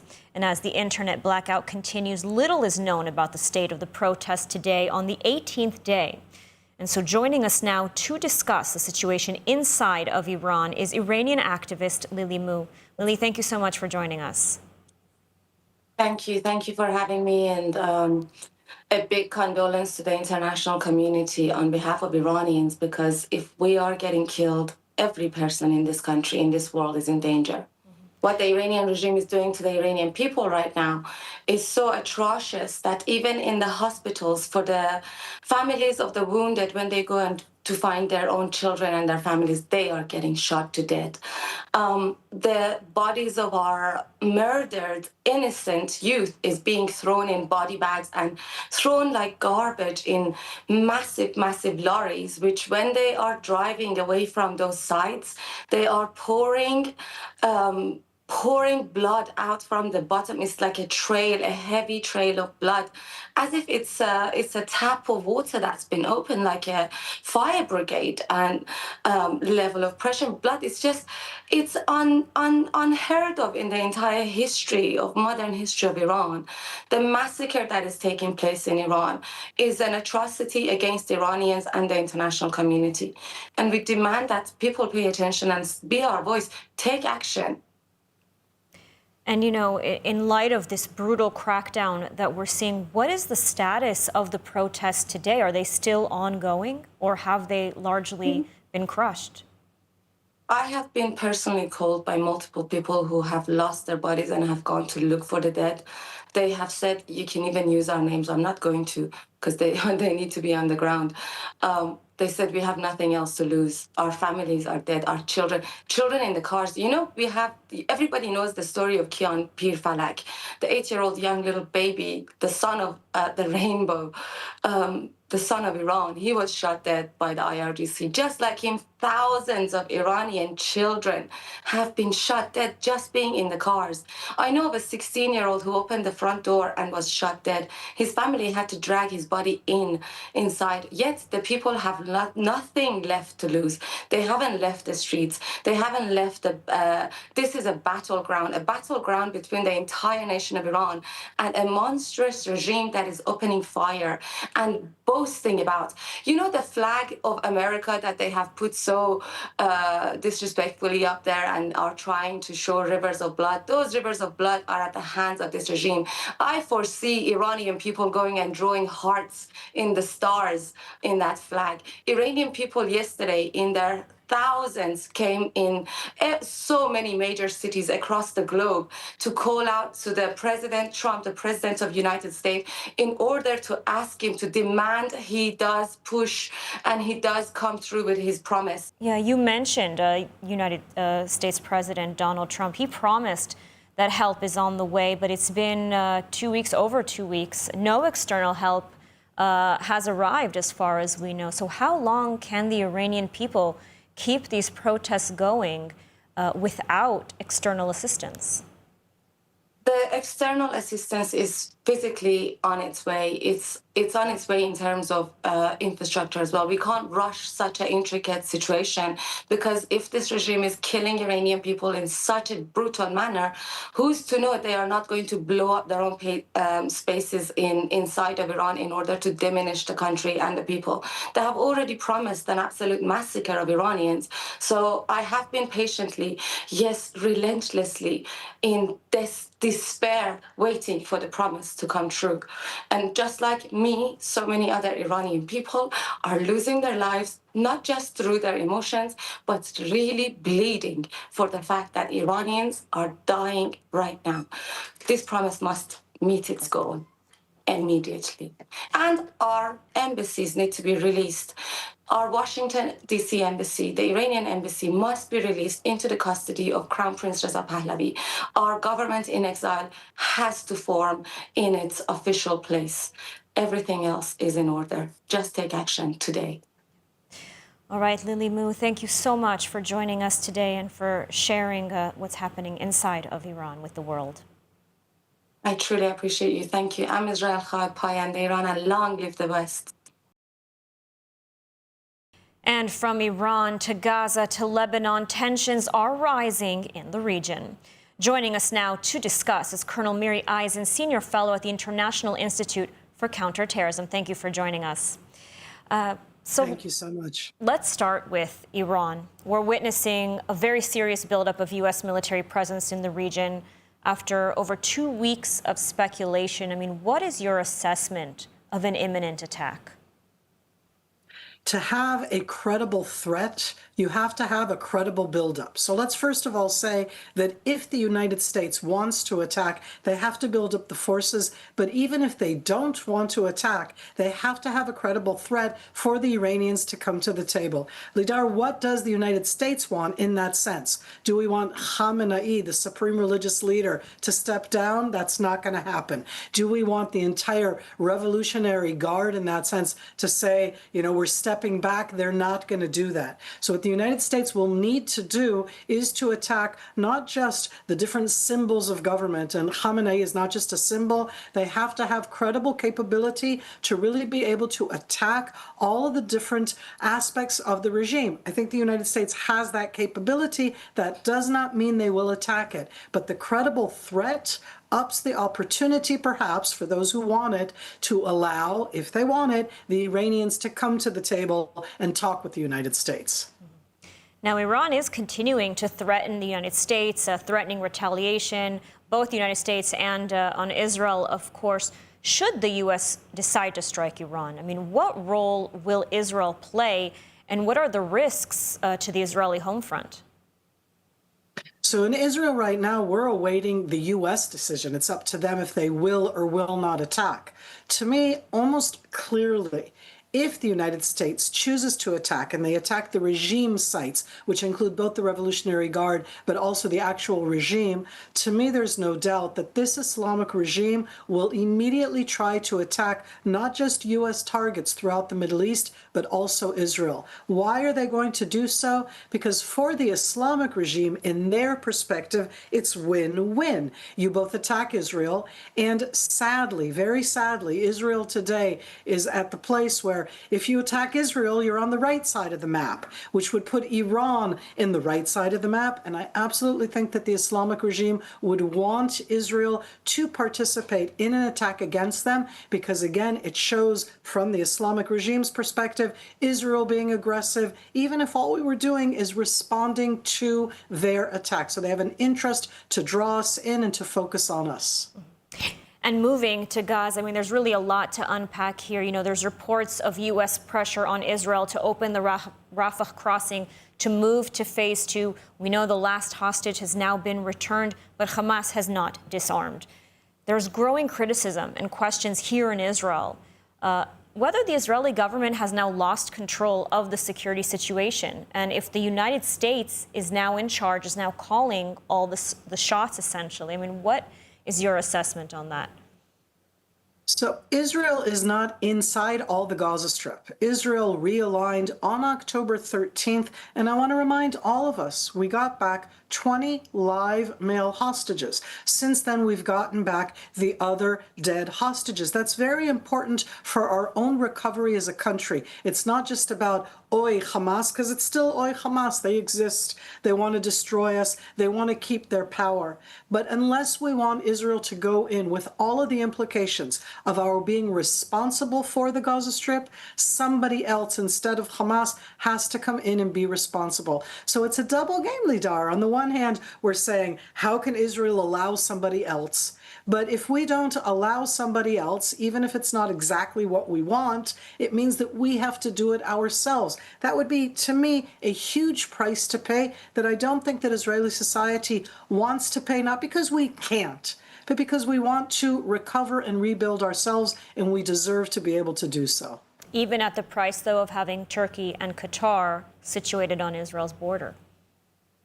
Well, right now, Turkey via Syria is another issue that we could talk about on Israel's border. And Qatar is all around. And again, it isn't that suddenly we're going to be seeing Turkish troops and Qatari troops inside the Gaza Strip. You're talking about construction. I'm not happy about this, but are we saying that Turkey and Qatar are the same as Hamas? And I'm going to say, no, I don't want to see Hamas ruling over. I don't want to see Hamas not being the prime minister, not the administrator, not the one responsible for education or reconstruction.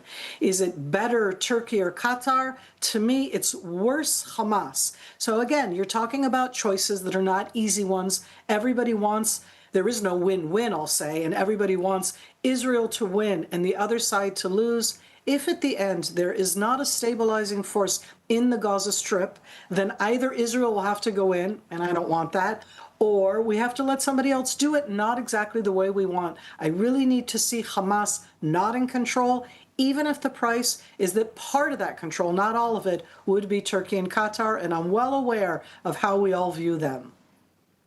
All right, Colonel Mary Eisen, thank you so much for joining us today and for your analysis. Thank you so much.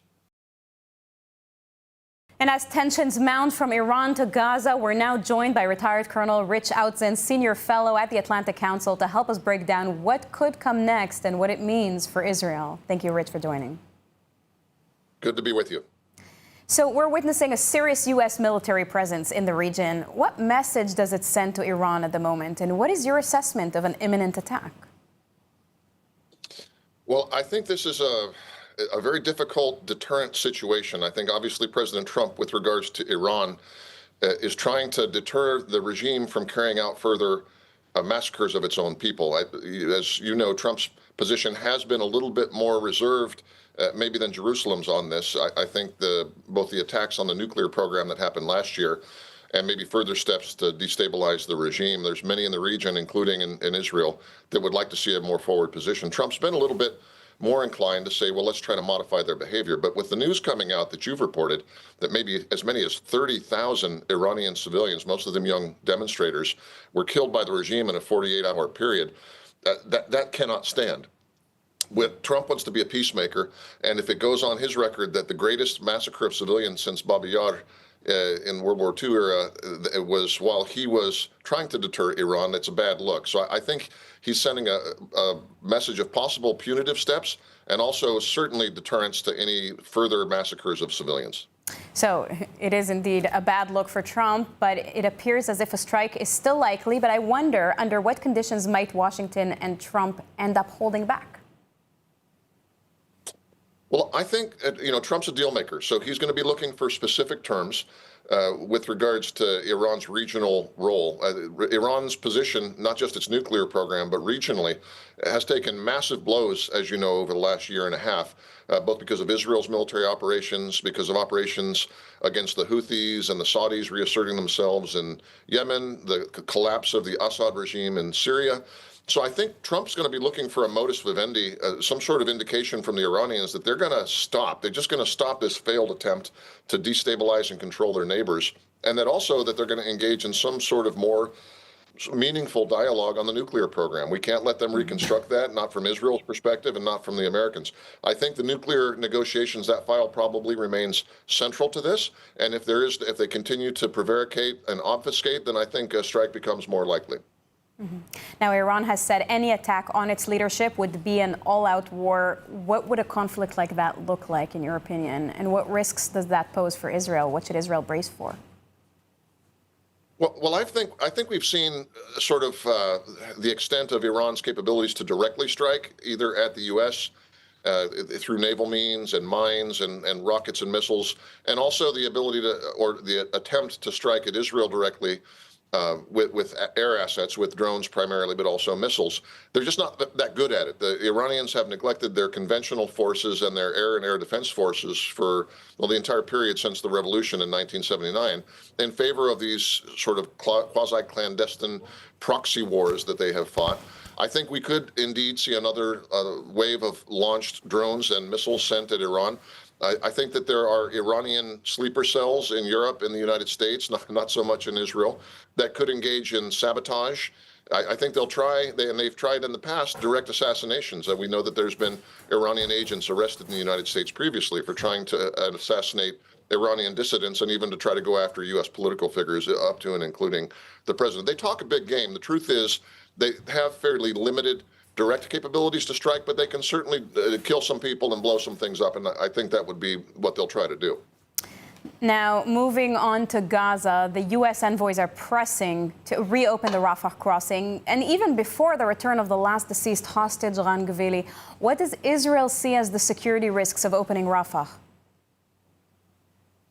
Well, the risks clearly are that if either the Egyptians or the Palestinian Authority or international forces are running the daily traffic in and out of Rafah, that they are going to not notice remilitarization of Rafah, the rebuilding of tunnels and the smuggling of weapons, and that creates additional lethal risk for the Israeli homeland as well as for forces operating in and around Gaza. That's undeniable.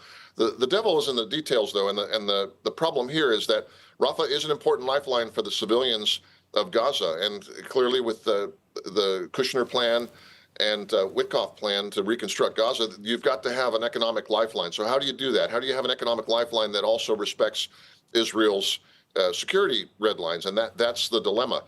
I will tell you, based on my time working in Israel, I spent 4 years and a lot of it dealing with Gaza, this is an eternal dilemma. And the fact is, I think it's the right thing for the U.S. administration to push Israel on this a little bit, not to ignore Israel's concerns.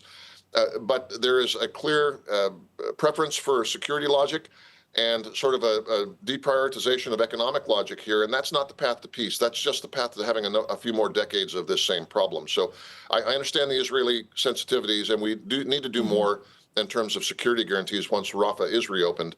But at the same time, I think Kushner and Witkoff are right. Israel needs a little push on this. Well, thank you for your input, Rich. Thank you very much.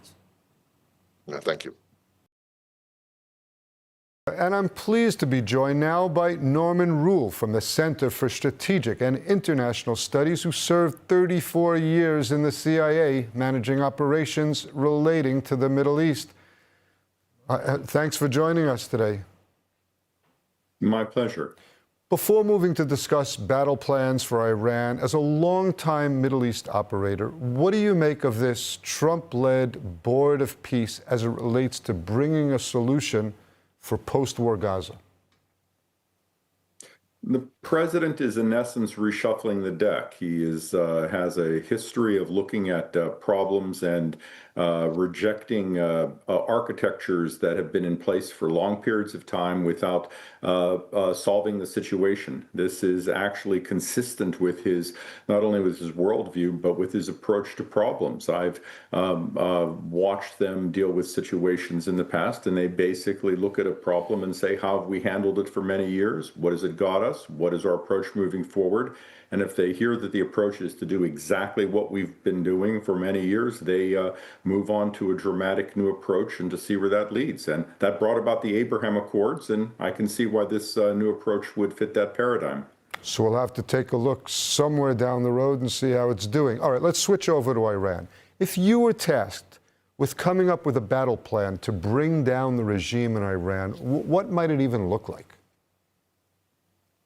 Well, the first thing I would do is I wouldn't say it on international television, because that would tell the Iranians what that plan would be, and that would not be considered wise. The president's first plan would be to do no regional harm. You don't want to do anything that would introduce instability within the region, that would threaten international energy markets or disrupt the international shipping points. So you want to start with do no harm. The second thing you want to do is to leverage Iran's existing weaknesses themselves, play on Iran's weaknesses and your own strengths. It's what the people want to do. Don't assume that we're doing something that the people don't want. Leave the people to choose their own governments. The president's plan right now shows that although he has a preference for diplomacy and peace, the military buildup does indicate that there is a very high likelihood of willingness to have a long-term pressure campaign against Iran because of its new status. And this is prudent. And the conversations you're hearing about in Washington are exactly what he should do. He should go to all of his advisors and say, these new conditions offer us what opportunities? Give me give me a menu of opportunities, and then let's talk about this and see what might be allowed. But the proposals that would be offered would be a pressure campaign to get the Iranian government to move in the direction of significant strategic U.S. policy requirements. Well, like you said, military assets are moving steadily into the region. The USS Lincoln now only days away. Once the assets are in place, is there a military capability of doing real damage to the Ayatollah's regime? I mean, without going into specifics, I know you don't want to give away any of the potential battle plan, but does it exist? Absolutely. And in fact, Iran has no capacity whatsoever to defend itself against U.S. or Israeli military attacks. It has the capacity to respond with missile attacks, for example, against Israel or regional U.S. bases. But that is not the same thing as defense. And we have to keep in mind that Iran has rebuilt a portion of its lost missile capacity since the June war, but its air defenses are not able to deter a U.S. Military strike, and the military capacity of a U.S. aircraft carrier task force is extraordinary. It is far beyond anything Iran can deal with, and Iranian military officials know this. They're professional, even if they don't have the capacity of the United States. So the United States can, in essence, do whatever it wishes to do militarily. The question is, once it does that, what does that leave for the Iranian people to then undertake to build their own government? And chaos is not something we would want to introduce. Norman, we're just about out of time, but let me ask you this. Trump is now hinting that a military operation may not be needed in Iran. Earlier, he promised the Iranian people that help was on the way. In a word, in your estimate, guesstimate, which is it? If the Iranians cease the killing of their people, there was unlikely to be a military operation. But if the Iranians move into the direction of regional aggression, build a nuclear program, or continue a missile program that threatens the United States, a military action is likely. Thanks so much for being with us today, Norman.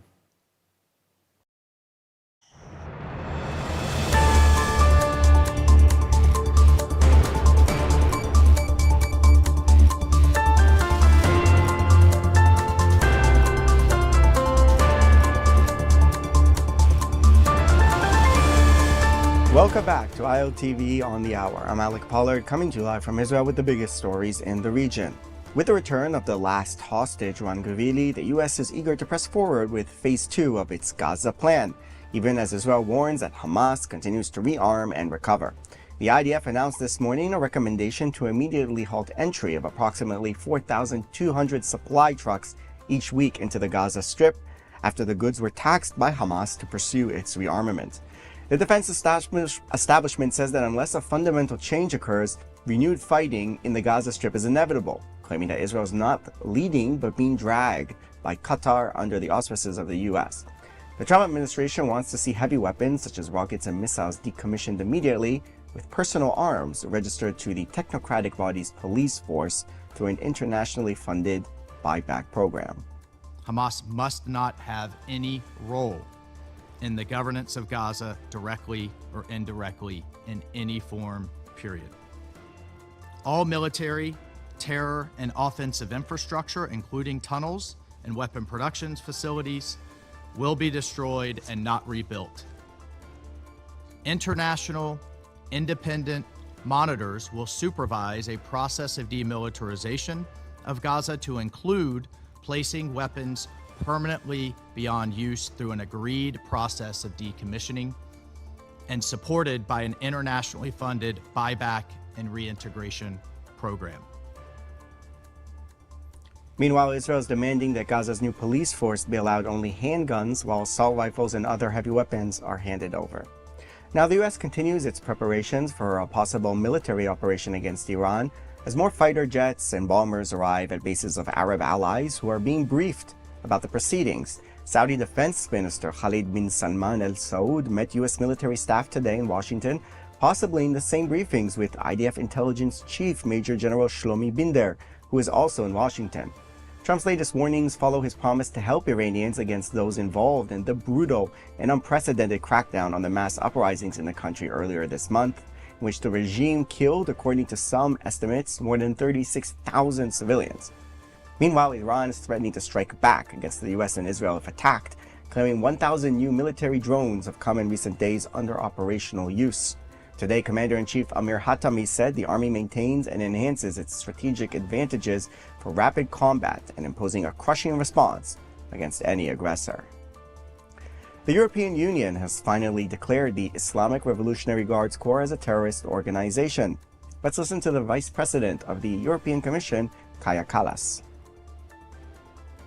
We are putting new sanctions on the list, and I also expect that we agree on listing the Iran Revolutionary Guard on the terrorist list. This will put them on the same footing with Al-Qaeda, Hamas, Daesh. If you act as a terrorist, you should also be treated as a terrorist.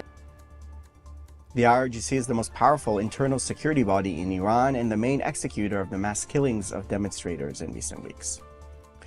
Now, the Knesset held its initial vote on the 2026 state budget draft on Wednesday in a test of Prime Minister Benjamin Netanyahu's government, at a time when it has splintered over the situation in Gaza and demands by ultra-Orthodox Jewish parties to exempt yeshiva students from mandatory military service. After disagreement over the Haredi conscription regulation bill postponed the budget vote by 2 days, it was given initial approval on Wednesday. If the budget doesn't pass, the country will go to snap elections, something Prime Minister Netanyahu alluded to before the vote, saying we are in a very sensitive situation, and I think the last thing we need right now is elections. We'll have elections later on this year, but I think it's a mistake to have them now, and I hope that people understand that and act sensibly. Now, over in New York, a driver smashed a car into a side entrance of the Chabad movement's world headquarters on Wednesday, provoking widespread alarm in the Jewish community. This video shows a car repeatedly ramming into the building's entrance, knocking doors off its hinges as bystanders watch on. The driver then exited the vehicle and walked slowly towards the road and arrested by police at the scene, who have increased their security around places of worship in the city as a response. That's all for this edition of ILTV on the Hour. Thanks for watching.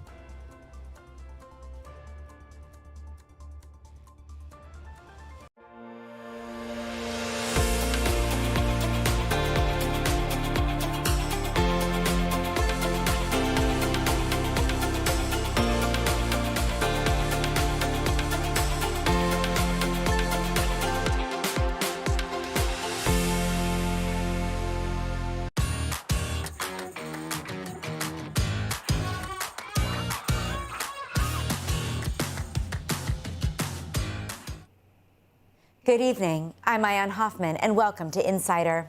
Tonight on our program, as we mark International Holocaust Remembrance Day, we are asking an uncomfortable but necessary question. Are we recognizing the warning signs in front of us, or repeating old mistakes? A new report by Tel Aviv University finds that Holocaust remembrance around the world is increasingly focused on the righteous among the nations, stories of moral courage and rescue. These stories matter, but scholars also warn they must not blur the harsh historical reality of widespread indifference and collaboration. To unpack what this moment means, I am joined by Dr. Radu Ioanid, Romania's ambassador to Israel, a leading Holocaust historian and one of the clearest international voices to speak out since October 7th. Tonight, we connect Holocaust memory, rising anti-Semitism, and the urgent question of what never again demands of us today. Let's get started. So, Your Excellency, you wear two hats. You are an ambassador here in Israel and a Holocaust historian. How did your personal and your professional relationship with Holocaust history begin? Well, I belong to a mixed family in the sense that my father was Jewish, may he rest in peace. He was half Ashkenaz, half Sephardic. And my mother was Protestant. And my father was at forced labor, was beaten up in Bucharest. He suffered as a teenager, not as much as other Jews in Romania, but nevertheless. My mother lived in Oradea, Nagyvárad, and she witnessed the deportation of the Jews from Oradea. So since I was a kid, I knew something about the Holocaust. And also in Romania, unfortunately, Holocaust in Romania was forbidden as a subject. So I started to dig and deeper, and this is how the whole thing started. Wow, now Romania itself, as you said, is a very complex Holocaust legacy. How does that history shape your work today, especially as Romania's ambassador to Israel? Well, I worked for many years, for 31 years, for the Holocaust Museum in Washington. I have 2 PhDs, one in which was made in Romania on fascist ideology in Romania, the second in Paris, France, on the Holocaust in Romania. So besides working for the Holocaust Museum as a researcher, I did my own research on the Holocaust in Romania, and this is how I am who I am as a historian. And how does that fit into what you're doing today in Israel? Was it important for you to come here after knowing all the information, after knowing what happened during the Holocaust? It was crucially important because I always cared about the state of Israel. I respected deeply its history. I cared a lot about the archives of the Holocaust, which are extremely rich, extremely diverse. Sometimes I'm joking, saying that I know more than Israelis about Holocaust archives in Israel. Certainly more than some of us. Yes. So, you're also very deeply connected, though, to the Romanian Jewish community that lives here in Israel, from what I understand. So tell me a little bit about what that relationship looks like, and how does engaging with survivors of the Holocaust, their descendants, their families, shape your understanding of the importance of the Jewish state today? So, look, Holocaust in Romania, it's a very, very strange story because in spite of the fact that it started very early in a very savage, brutal way, it's a homegrown Holocaust. It was a homegrown Holocaust. It also, because of the opportunism of Romanian authorities, fascist authorities, half of the Romanian Jews survived the Holocaust, and many of these people came to Israel. So Aliyah to Israel was huge. These were most of them highly educated people who contributed deeply to the well-being, to the development of the state of Israel. And there are a couple of major organizations of Jews from Romania, like Amir, who organizes every year as a commemoration of the Romanian Holocaust, which is in October, because this is when the Jews from Transylvania, not from Transylvania, I'm sorry, from Bessarabia and Bukovina were deported to Ukraine.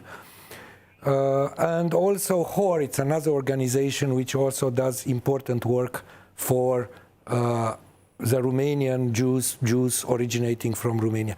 We need to remember something very briefly about the Holocaust in Romania. There is a Holocaust which happened under the Romanian fascist authorities in between the Danube and the Bug rivers in Ukraine, because part of Ukraine was occupied by Romania, and there is a Hungarian Holocaust which took place in northern Transylvania, which was occupied by Hungary. And today, do you know how many Romanians or descendants of Romanian Jews live in Israel? Yes, our estimates are that we are talking, if we are counting the second and third generation, probably 600,000 people. Wow, that's so quite it's a huge. Number. Yeah, it's huge. Especially considering the number of only 10 million in Israel and only about 8.5 of those Jewish. Now, since October 7th, you've been unusually vocal compared to many other diplomats. What compelled you to speak out when so many other diplomats that were here on the ground chose to be silent? Look, I think that what happened on October 7th was a horrendous crime. Indeed, always Israel defended itself from the point of view of social media well enough? I'm not sure. But one thing is clear. Immediately after October 7th happened, and I don't need to tell you what happened on October 7th, what I witnessed back in United States, in Western Europe, less in Eastern Europe. Eastern Europe will come back to this, hopefully. It's a little bit different. I saw savage anti-Zionist propaganda made by people who don't even know too much about Israel. I'll give you an example which outraged me. Greta Thunberg. Tell me, please, and it's a rhetorical question, where is she when it comes to Iran and the people who were massacred by thousands or maybe tens of thousands? She's nowhere. And I tell you something. And where are the flotillas going to Iran? I see only the old flotillas coming here. And you know why they came here? Because they knew that nothing will happen to them. So this is outrageous. I saw in United States, and some of them I know them very well, Jewish people, daughters or sons of survivors, making anti-Zionist propaganda. So this outraged me, and this is part of the explanation. So when you chose to speak out, why do you think, let's go backwards a little bit and tell me, why do you think that this was going on in Western Europe and in the United States? When you saw it and it outraged you, what do you think caused it? Look, if we talk about anti-Semitism, we can see, and let's look only at Europe. We can divide Europe. Eastern Europe, Central Europe, post-communist Europe can be anti-Semitic, and we can come back, if you wish, to Romania from this point of view. But this is a classic old type of anti-Semitism. You know, you Jews, you crucified Jesus Christ, you brought Bolshevism, you brought abortion, you are too modern for us, things like this. Western Europe is different. Western Europe is more left-wing oriented when it comes to anti-Semitism, average speaking. Of course, they have their own Nazis too, or right-wing extremists. But it's, you know, the old cliche, you know, South Africa in terms of races doesn't exist. So Israel is allegedly a colonial state, and we need to fight Israel from the river to the sea. And all this nonsense, to speak nicely. Yeah. And so let's circle back to Romania for just a moment. How is anti-Semitism in your own country today? Look, I'll tell you something which I read yesterday in the Romanian press, and I wasn't very happy because the gentleman is confused. There is a soccer player called Ofri Arad, and he said there is no anti-Semitism in Romania. I mean, if he meant that Israelis and Jews are safe in the streets of Bucharest and nobody will harm them, he's absolutely right. But there is anti-Semitism in Romania. I would even say that it's at the level of 28-30%. It's the old type of anti-Semitism again. Jews who crucified Jesus Christ. You brought Bolshevik upon us, Bolshevik ideology or communist ideology upon us. But to say that we have the Islamic-inspired anti-Semitism in Romania, or to say that Jews are not safe, it's not fair. On the other hand, we have members of the parliament who made fascist salutes, who insulted or aggressed the leader of the Jewish community. So it would be it would be not correct to say that there is no anti-Semitism. This gentleman who's a soccer player is not very good when it comes to this evaluation. Sorry to say it. So let me ask you this. I mean, there are areas in Eastern Europe where we do see some real resistance against anti-Semitism, much more so, in fact, than you're seeing in areas of the West. What are some of those areas of resistance? Where do you see countries that are succeeding? I will give you the Romanian example. We were a handful of people in Romania or outside who were combating anti-Semitism. And we had a report, an official report, chaired, I mean, the commission was chaired by Elie Wiesel. Vice chair was an Israeli gentleman, an American one was me. And this commission had very strong recommendations. We have a lot of politicians who care about this issue. So there are other countries too who are very careful in trying, with more or less success, in combating anti-Semitism. Success can go both sides, because, for example, in Romania we have an excellent legislation combating anti-Semitism, but our prosecutors and our judges are not doing enough in order to enforce this legislation. So it's a mixed bag, but there is hope. And I love to hear the words of hope, especially when we're on a day like Holocaust Memorial Day, Remembrance Day. And also I want to talk about, therefore, October 7th. October 7th, as you brought up, was a terrorist attack. It was a massacre against the state of Israel. But the global reaction, as you also said, was very different than what Israel would have expected. There were people that flew into the streets and flooded them and chanted anti-Semitic tropes. At what point did you realize that anti-Semitism was driving so much of the response to the October 7th and not actually Israel's actions? Very quickly. I realized this very quickly. But to tell you what are exactly the cases is not so easy. Because if you look at my country of adoption until a certain point, because as I told you, I'm also a US citizen, there are at least several vectors, trends which can define anti-Semitism. We have the KKK and Nazi type of anti-Semitism. We have the very left, right-wing anti-Zionist, anti-Semitism, and I'm sure that some of these people don't even know what this is about when it comes to Israel. There is this famous scene, which I'm sure you saw, with a young lady who is tearing down some flags, saying, you Zionists, you criminals, this and that, and she was tearing down a Greek flag because it's blue and white. I mean, this poor creature didn't even know the difference between a Greek flag, which has a cross, and an Israeli flag. And then we have, from certain countries from the Middle East, money pouring in, inciting this propaganda. And the FBI should be more clear, in my view, in telling us which of these factors are determinant in one place, be it a university or a city or another, because there are three factors at least. Sure, and it seems like they're starting to try to get to the bottom of that, especially with regards to Qatar, Iran, the people who are the countries that you say are funding a lot of this for more than 30 years. Hopefully. Now, as a historian, how do you distinguish legitimate criticism of Israel from anti-Semitism that echoes from those much darker periods that we're referencing? Like any other country, Israel can be criticized and should be criticized. Why should we be able to criticize France or Romania or United States and not criticize Israel? It's absolutely legitimate. However, when somebody says that Israel shouldn't exist, this is unacceptable. It's simply unacceptable because at that point we are talking about destroying a country.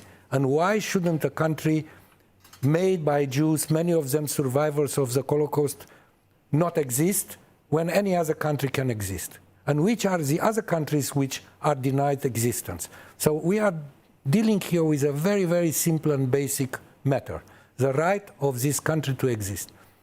We have the right to criticize Israel. And I was one of the people who also criticized certain politicians who like in this country to shake hands with European fascists. And this I also consider unacceptable. 100%. Now, the latest report from Tel Aviv University, which was actually released today in honor of International Holocaust Remembrance Day, it shows a growing global focus on righteous among the nations. Why do you think that the world is gravitating right now toward these kinds of stories? This is a very interesting question. I will tell you why I think that this is happening. I'm not sure that I'm right. You correct me, please. People and states and countries love to have a good conscience. So if we talk about rescuers, about righteous Gentile, this gives us a passport toward heaven. When in fact, and the subject is important because we had so many cases when people looked the other way or even were not only bystanders but also inciters and criminals. But we need also to look why we have righteous Gentiles. Some of them are extremely important. We had one in Romania who was the mayor of Chernobyl, who rescued only 17,000 Jews. He's a righteous Gentile in Yad Vashem. Nobody talks about him. His name was Trajan Popovic. So it's an important subject, but when we touch this subject, we should, in my view, make sure that we understand why that person became a righteous Gentile, because he didn't come from heaven or from some garden of miracles to rescue. He or she rescued because people were in danger, because people were slaughtered, because people were maimed. Because they had a good conscience. And Exactly. It's interesting what you said about, maybe to make themselves feel better and feel good.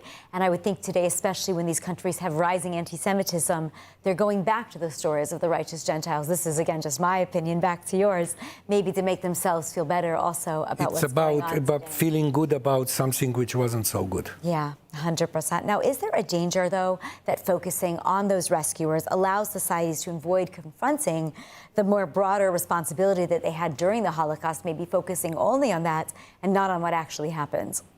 Of course, if we go only to the positive when it comes to such a horrendous story like the one of the Holocaust, there is a danger. But we need to look very, very carefully because there are countries and countries. Some countries are dealing with this subject in good conscience, trying hard to educate people. There are countries who are doing it only in order to please Israel, but in fact, they are, on the other hand, and I'm not going to name names here, but on the other hand... So I won't ask. Yes, but on the other hand, they are, in fact, praising their own fascists as, founding fathers of XYZ nation. So we have some examples in Europe, and I think that Israel should be careful in choosing its friends. Good message for our leaders. Now, France recently designated a national day marking Alfred Dreyfus's exoneration. What does the continued relevance of the Dreyfus affair tell us about Europe today? So I would like to say something about France. France is a country which has problems when it comes to anti-Semitism, but it's also a country which very early, starting with President Chirac, acknowledge its role in the Holocaust, its own role in the Holocaust. It's a country where there is a real cult for resistance, anti-Nazi resistance, and for the Jews who are active in the resistance, and it's a country which honors the Jewish victims. Now, Dreyfus, to come back to your question, is a very strong symbol of classic all type of anti-Semitism. Jews are not us. Jews are traitors. Jews are working against our nation. And the fact that, again, and in such a powerful way, France is honoring Dreyfus is a very positive thing. And I want to end with this. You know, there are those that believe that we are living in another pre-Holocaust moment. Even if it doesn't resemble the 1930s or the 1940s on the surface, do you believe like some of those people? Let me be slightly cautious, because if I would be able to guess the future, I wouldn't be here with you. I would have a different setting in my life. But first of all, I need to tell you that I fully agree with Danny Dayan, my good friend, the chairman of Yad Vashem, who says that what happened on 7th of October is horrendous crime, but it's not the Holocaust. The Holocaust is unique, and whoever tries to, willingly or not, to deny its uniqueness does disservice to the history of Jewish people. I am not sure that history cannot repeat itself in one way or another. Think about Rwanda and what happened in a few months with 800,000 people. So there is no guarantee that history cannot repeat itself. We need all of us to be vigilant. Diplomats should speak out in a more forceful way about what happened and what can happen, and let's be together when it comes to this subject. So, Mr. Ambassador, as we close up the interview, what is your message today on International Holocaust Remembrance Day to diplomats, academics, and moral leaders who may privately agree with what you are saying, but are choosing not to speak publicly? Speak your conscience and don't make compromises. So simple. That's all. Such a simple message. Thank you so much for sharing that with our listeners today. And unfortunately, as I said, we are out of time.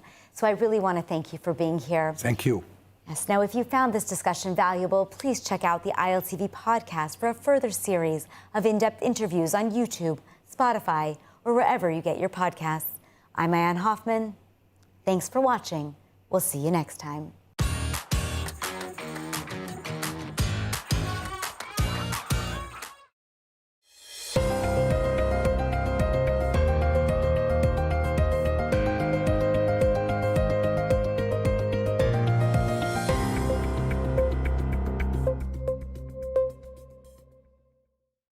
The health of Israelis deteriorated. They smoke more addicted to, to all kinds of things, less physical activity, less regular checkups, etc. We need to have a national rehabilitation plan. Do we have that? No, very clearly, of course. No. Hello and welcome to the ILTV podcast. I'm Ayan Hoffman, executive editor of ILTV, and we are so happy to have back our viewers and our listeners. Now we're in for something very interesting today. We've brought in Professor Hagai Levine. He is the head of the health team for the Hostages and Missing Families Forum, and he's also the chairman of the Israeli Association of Public Health Physicians. Welcome, Professor Levine. Good to see you, Maya. Thank you. So I want to get started with the Hostage Families Forum. You have been working with these families for more than 2 years. Thank God most of the living and the deceased hostages have returned home. We're just waiting for this one hostage to come back, the police officer, Ron Gvili. Tell me, though, what has changed over the last 2 years, as you have walked through the process with these families? Where are we today versus where we were even 6 months ago? Thanks, Mayan. It's a good time to reflect back. We are now at a time of transition. It's not the end. It's not even the beginning of the end. It's maybe the end of the beginning of the hostages crisis. We have been focusing on the fight for more than 2 years. When I say we, it's not only the families, the communities, not only the entire Israeli public, but it was a worldwide effort to bring back all the hostages. So one thing, as you said, still we have Ronnie Gwili, who is not back yet. So even the primary mission to bring them all back did not end yet. The other thing, to me, from the first day, it was clear to me as a public health physician, to bring them back home. We need to build back their homes. I just attended the last demonstration of the Nir Oz community last Saturday evening, and most of them did not come back home yet. I know, and we will elaborate, that the returning hostages and their families, and sometimes even the public, did not fully recover yet, and it's going to be a lifelong recovery.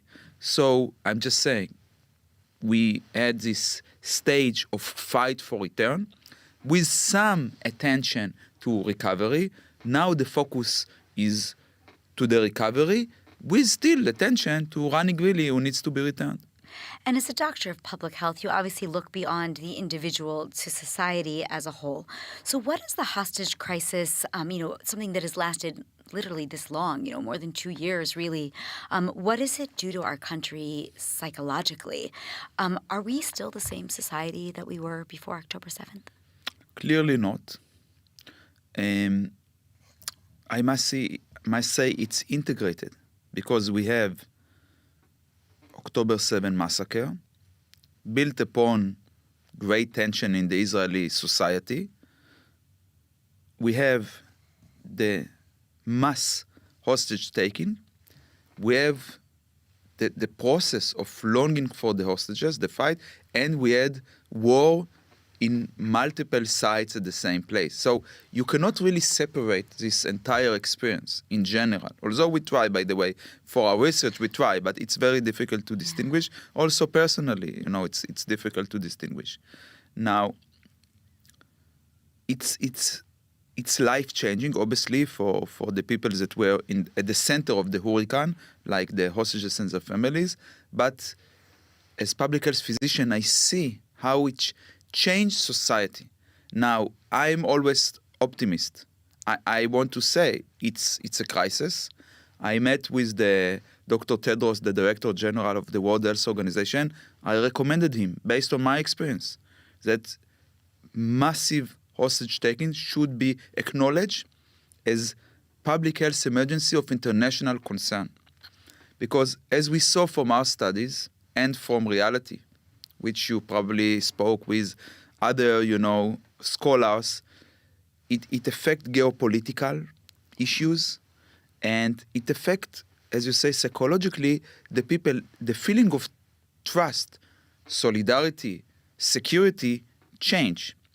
What I say as an optimistic, that it's our hands to determine what is the narrative. I think that the narrative, as a physician, is the most important thing. So are we like the phoenix that arise like previously for the Jewish people, that we were able to overcome outstanding, battles and the Holocaust, and now massacre to be better society with more solidarity, with more trust, with even more connection to Jews all around the world, let's say, as an example, and even for peace in the Middle East. So, it's an opportunity, or we can have loss of solidarity, sense of security, international relations, and health. So it's upon our hands to determine what will be next, and I think that's the mission of, our generation, but that's the mission of our society to do. Where are we now? People are getting up, they're going to work, they're carrying out their daily lives, but are we just sort of doing that in rote until we're able to make this transition? Are we stuck right now? How do we move forward the way you described? We are still so much in the middle of it, so it's very difficult for me as an epidemiologist and for everyone to really understand what is going on. And I think it's important because we need to monitor. We need to monitor the people's behaviors, the people's perceptions, what is going on in our society. And as I said, we are now in transition, which is very difficult to monitor. And it's chaotic. It's chaotic because, Israel is now have this strong sense. It's very difficult to plan a future. I when I try to book flights for March, who knows? Maybe we will have a war with Iran. Right, only book El Al, that's the rule, right? You want to get out. Maybe there will be elections sooner than expected. No one knows. So this sense of future is really changed for us. From health perspective, we know from our research that the Israeli public was very much concerned about the hostages, and it's actually affected their mental and even physical health. Wow. And we know, again, I cannot separate it from the war, but the health of Israelis deteriorated. They smoke more addicted to all kinds of things, less physical activity, less regular checkups, etc. How we come back? We need to have a national rehabilitation plan. Do we have that? No. Very clearly. Of course. No. I must say, I try to present it to the Minister of Health and to, members of the parliament, etc. Just to remind you, currently there is no really Minister of Health. For a long time there was no Minister of Health. Now there is a Superman, one minister that is in charge on 4 different offices. So obviously this is impossible. And even with the uncertainty for the future for the government, how long will this government stand? There is no plan. Right. And I think that's for me as a chairman of the Israel Association of Public Health Physicians, no matter who is the next government, I think it's very important to have a national rehabilitation plan which reflect to health, but also to occupation and housing and education and security. We need that. And very specifically for the uprooted communities in the south and the north, for the bereavement families, for the wounded, and obviously for the hostages and their families, we need a specific dedicated rehabilitation plan for them. I was reading recently and reported on actually the Natal report that looked at the economic cost of the war, the indirect and the direct. The direct were very good at tracking, and the indirect they talked about not being so good at, and that this was going to cost us, or I think it was around 500 billion shekels over the course of the next 5 years if we didn't come up with this national rehabilitation program and specifically focus on the mental health, the trauma that people have experienced. They were able to show the increase in car accidents, which the most recent report showed fatal car accidents have spiked tremendously in the years since the war. And murders. Murders and physical health, as you mentioned, heart attacks, strokes. I mean, and these were documented already in the first year, in the last year, I should say, of the 2-year war. So it really is not a very pleasant trajectory if, as you said, we don't put something together. So it's mixed because we'll have to see the impact on longevity in general, and Israelis are amazingly resilient. It's unbelievable. People all around the world, epidemiologists all around the world, demographers, try to understand how come Israelis are not only surviving, but are also satisfied with life and are happy. But are they satisfied with life? I mean, really? Or do you think that maybe they're frozen in not recognizing the challenges? I mean, I just look at the road rage or the stress of the daily life here and the way people are so intense. Is that not possibly a result of some of this just sort of becoming innate, the fact that people live here under such stress? My sister, who is a psychologist, Yara, just visited from Copenhagen. And you know, like a visitor sees everything. She feel the violence in the streets. Yeah. She tells me, you know, people are driving and shouting so violently, even more than it was before in Israel. So again, it's the good and the bad, I must say.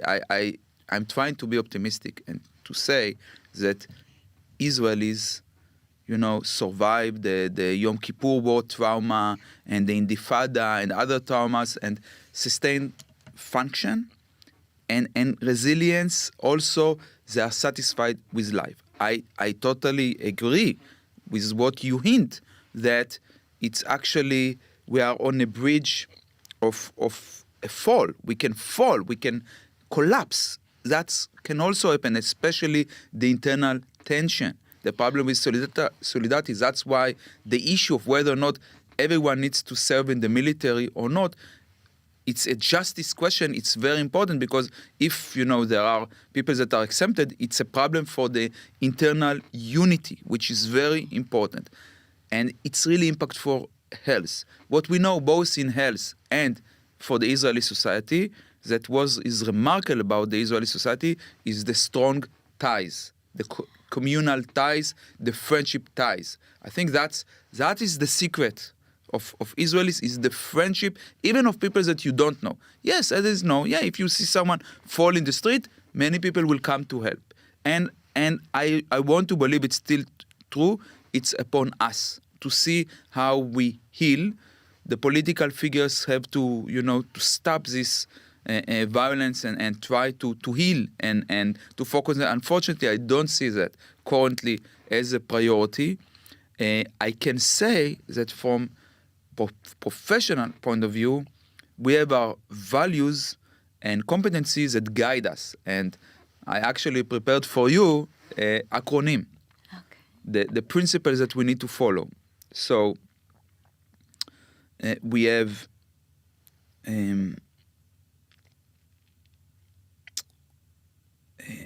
it's professionalism, humanism, and modesty.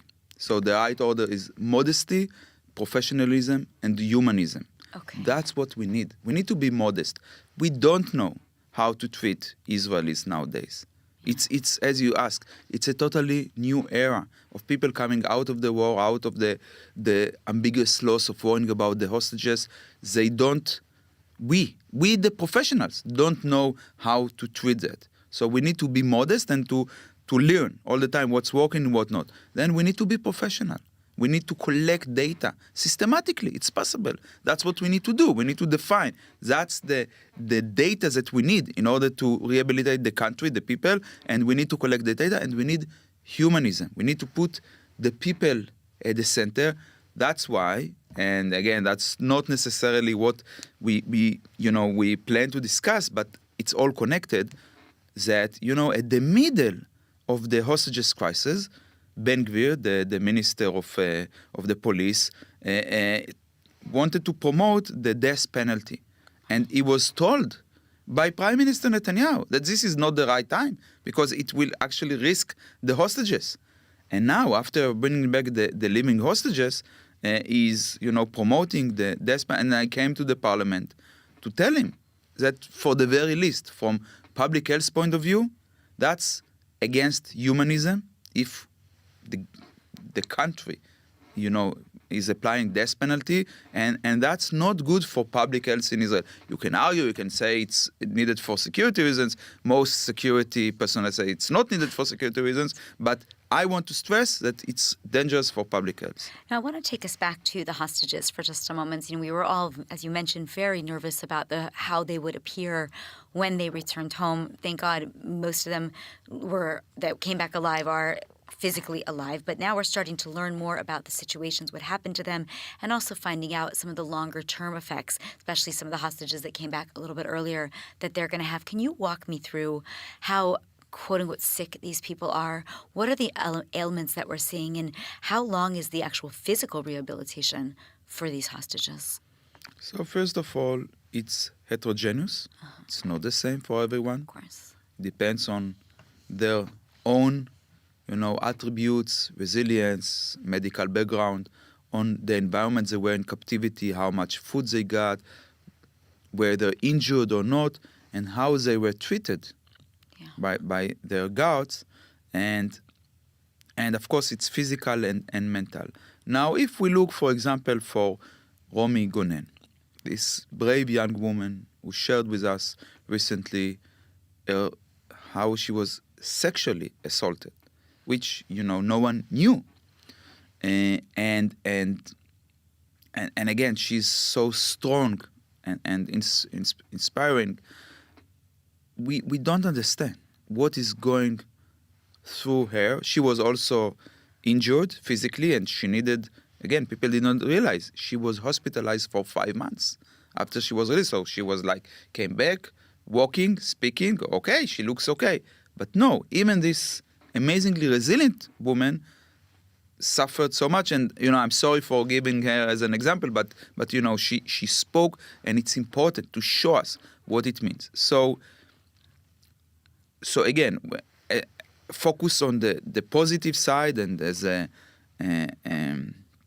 my grandmother was a Holocaust survivor, and she was always so positive with life, and immigrated to Israel, helped building the countries, raised her family, etc. And she was always, happy and positive. So I truly believe they can recover. They can have good life. We just saw Ilana and Matan Tsengauker getting engaged. And, I spoke with Einab Tsengauker, how emotional it's for all of us. But now for them to build life, they are vulnerable. Again, I'm not saying about them, of course. I'm saying in general, the hostages and their families, because people forget the families.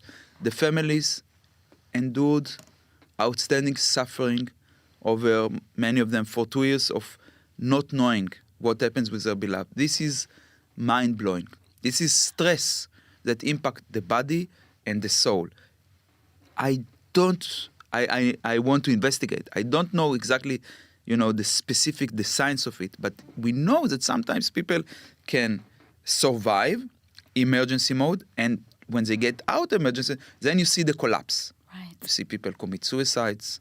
You see people that have, new emerging diseases. Maybe they, checked and found it now, or maybe it's emerged now. We don't know. So I think we will have to scientifically follow them for years to come. When I was in a fellowship in New York, at Mount Sinai, I saw the Center for the First Responders of the 9/11. We need this kind of long-term cohort follow-up on the hostages, the families, and maybe other groups that were severely injured over the last 2 years, and to see, because we don't know. We saw during COVID, my colleague, Professor Zaba Solomon, that on her court on captivity survivors from Yom Kippur War, they were more susceptible during COVID. Many, many years later.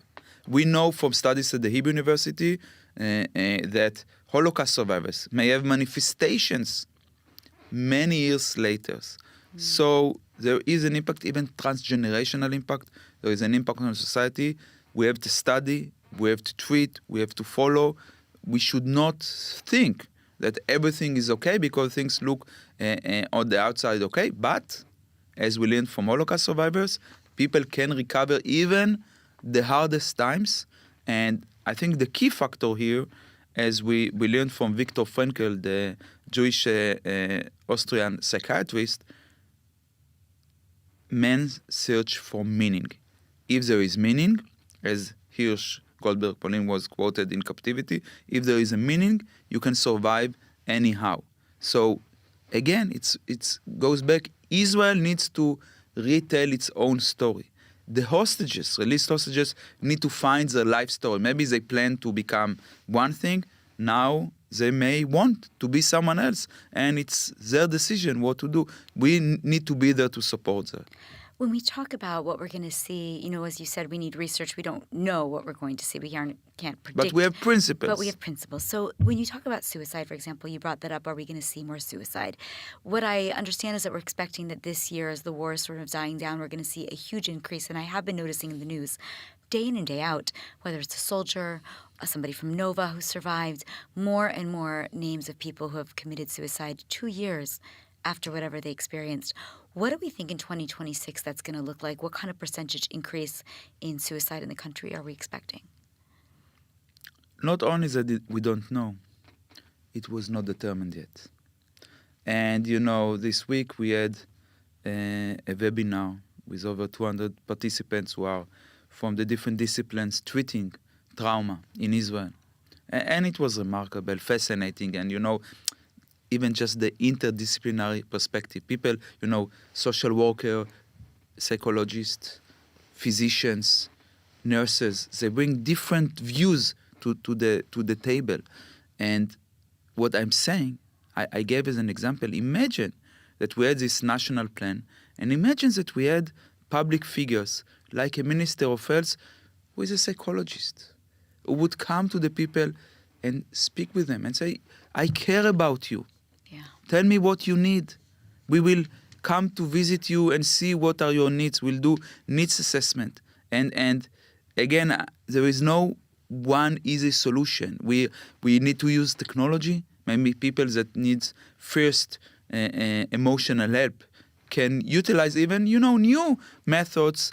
And we have these call centers. We have prevention methods. Of course, as you know, as I know, doing physical activity, doing things we love with friends and family, being in nature, we also need that. So I'm just saying, the rehabilitation is not only drugs and, psychological treatment. There are other kinds of treatment, but it's really the sense of meaning and the sense of solidarity. So it depends on leadership to a large extent. So you ask me about 2026, I'm saying it's up to us what we do in order to go to the good place and not to the bad place.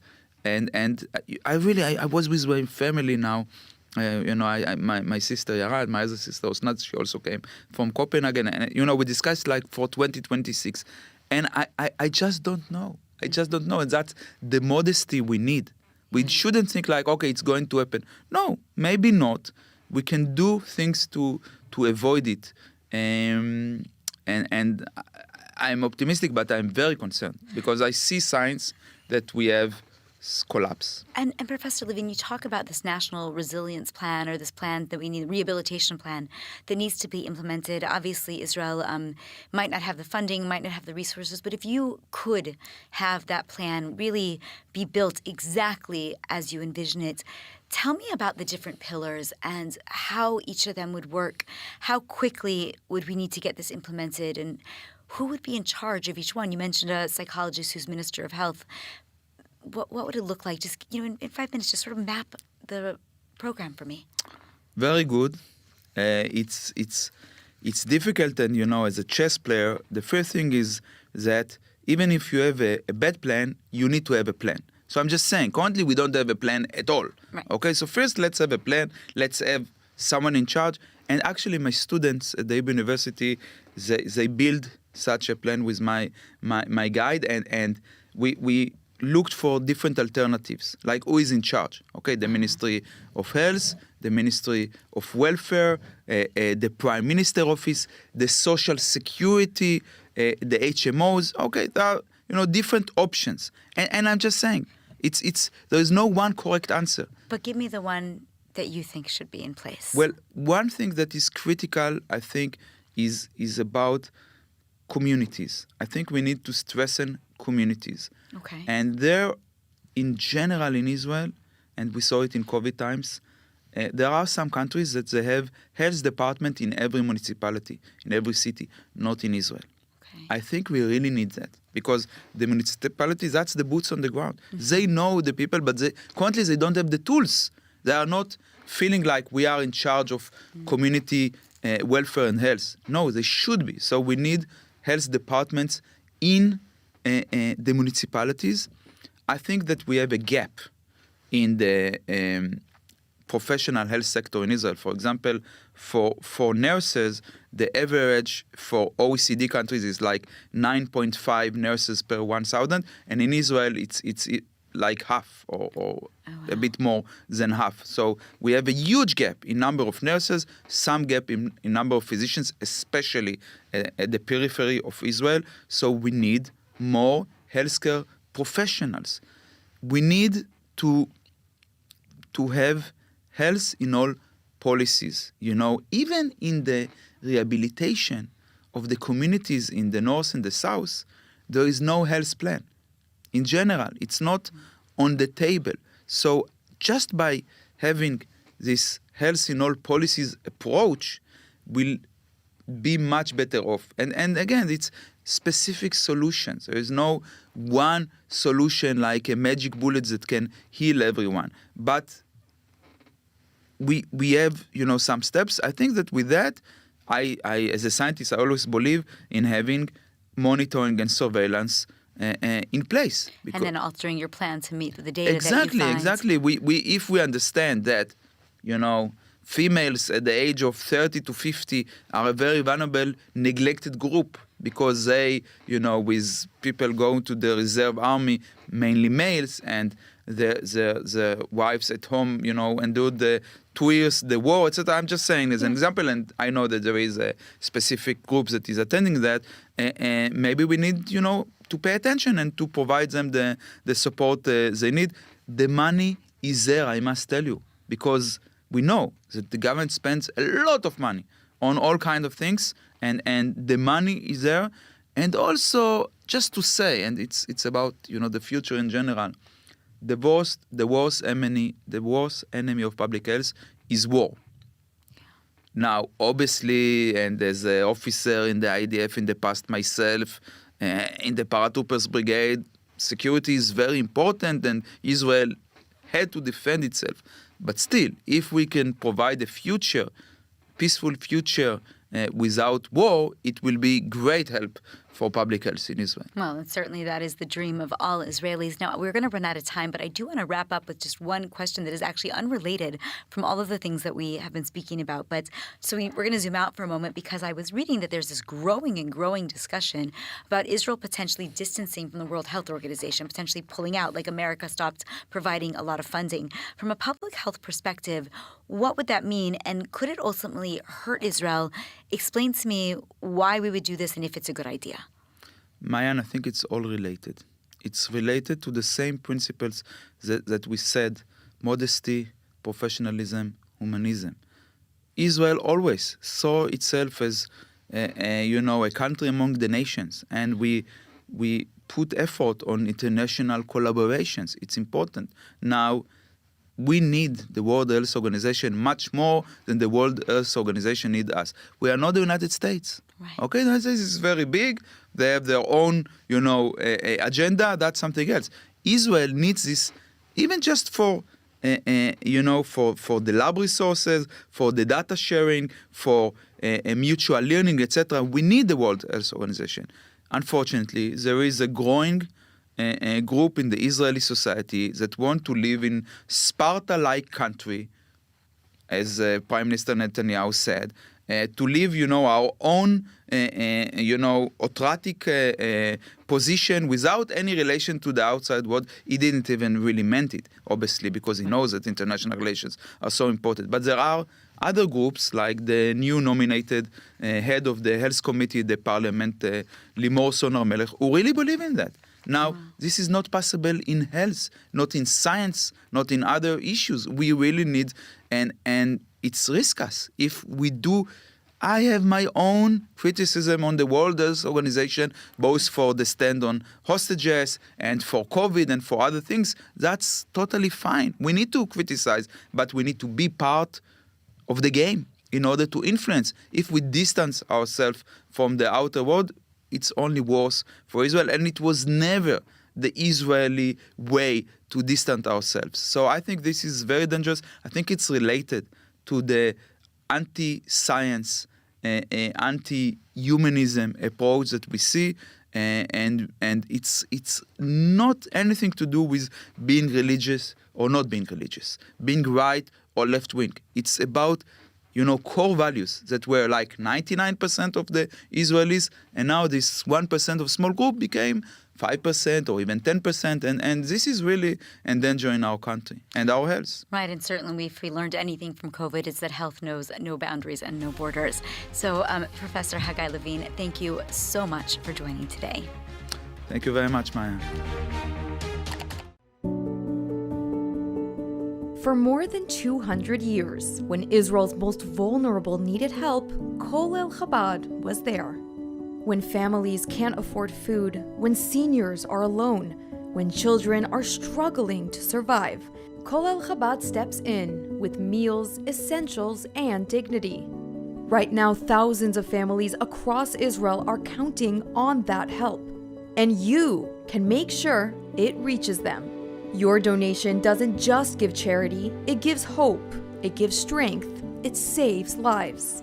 Kol El Chabad, helping Israel one life at a time. Scan the QR code on your screen and give now.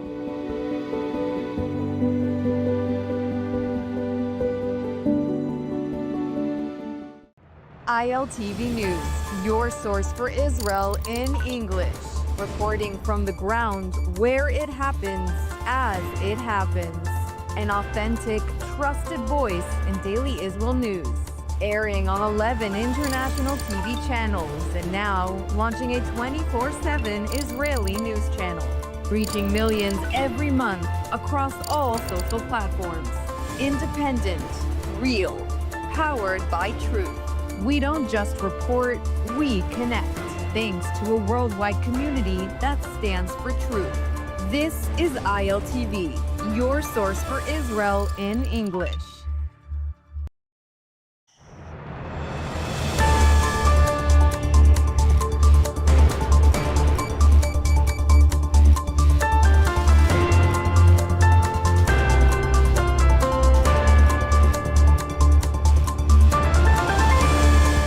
Welcome back to ILTV on the Hour. I'm Alec Pollard, coming to you live from Israel with the biggest stories in the region. With the return of the last hostage, Ran Gavili, the U.S. is eager to press forward with Phase 2 of its Gaza plan, even as Israel warns that Hamas continues to rearm and recover. The IDF announced this morning a recommendation to immediately halt entry of approximately 4,200 supply trucks each week into the Gaza Strip after the goods were taxed by Hamas to pursue its rearmament.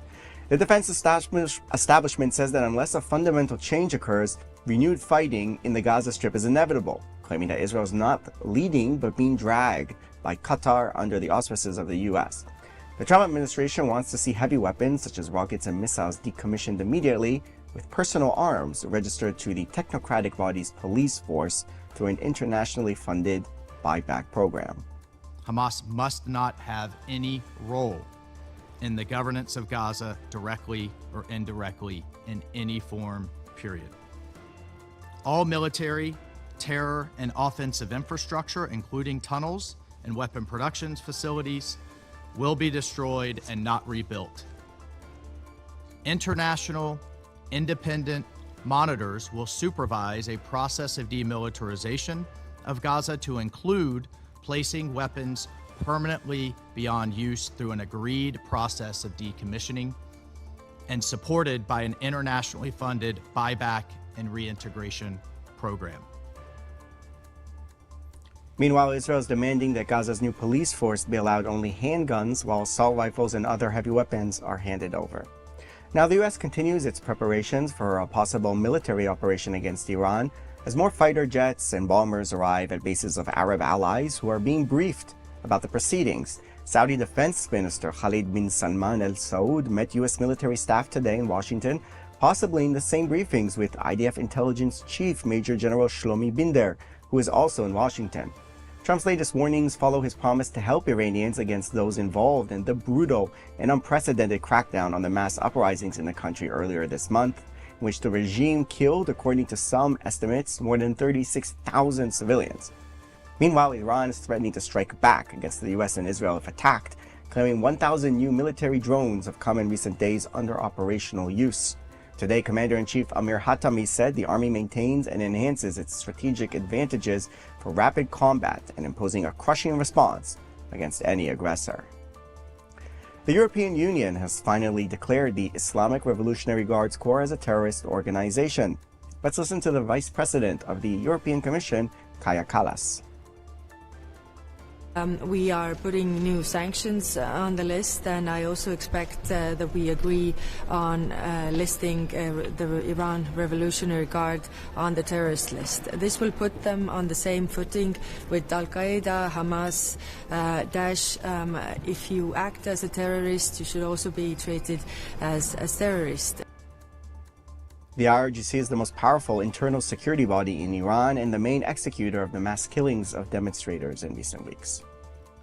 Now, the Knesset held its initial vote on the 2026 state budget draft on Wednesday in a test of Prime Minister Benjamin Netanyahu's government, at a time when it has splintered over the situation in Gaza and demands by ultra-Orthodox Jewish parties to exempt yeshiva students from mandatory military service. After disagreement over the Haredi conscription regulation bill postponed the budget vote by 2 days, it was given initial approval on Wednesday. If the budget doesn't pass, the country will go to snap elections, something Prime Minister Netanyahu alluded to before the vote, saying we are in a very sensitive situation, and I think the last thing we need right now is elections. We'll have elections later on this year, but I think it's a mistake to have them now, and I hope that people understand that and act sensibly. Now, over in New York, a driver smashed a car into a side entrance of the Chabad movement's world headquarters on Wednesday, provoking widespread alarm in the Jewish community.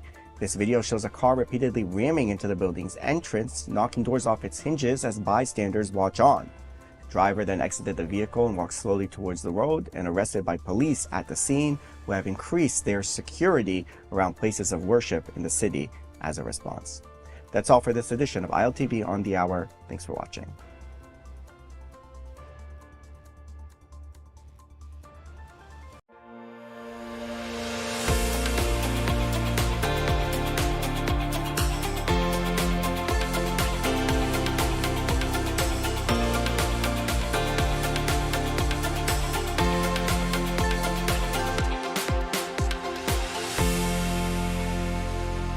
Today marks 30 days since the protests in Iran began, and the country is now entering its third week of a near total internet blackout. The reality is that the Middle East experts believe that without genuine military intervention, the Iranian regime's chances of survival remain very high. Iranians cannot topple this regime alone. President Trump, as we know, said that help is on the way. That's obvious. That's objective. Now, what will happen, of course, remains to be seen, but it is unlikely that we would send effectively a wartime level of assets to the region to just absolutely do nothing and stand on a defensive posture. Hi, everyone. Welcome to another episode of Off the Record. This is a place where we go beyond the headlines, cut through the noise, and examine the stories shaping our world with context, facts, and honesty. Today marks 30 days since the protests in Iran began, and the country is now entering its third week of a near total internet blackout. As a result, no one has been able to independently verify the true scale of death and destruction caused by the regime's crackdown.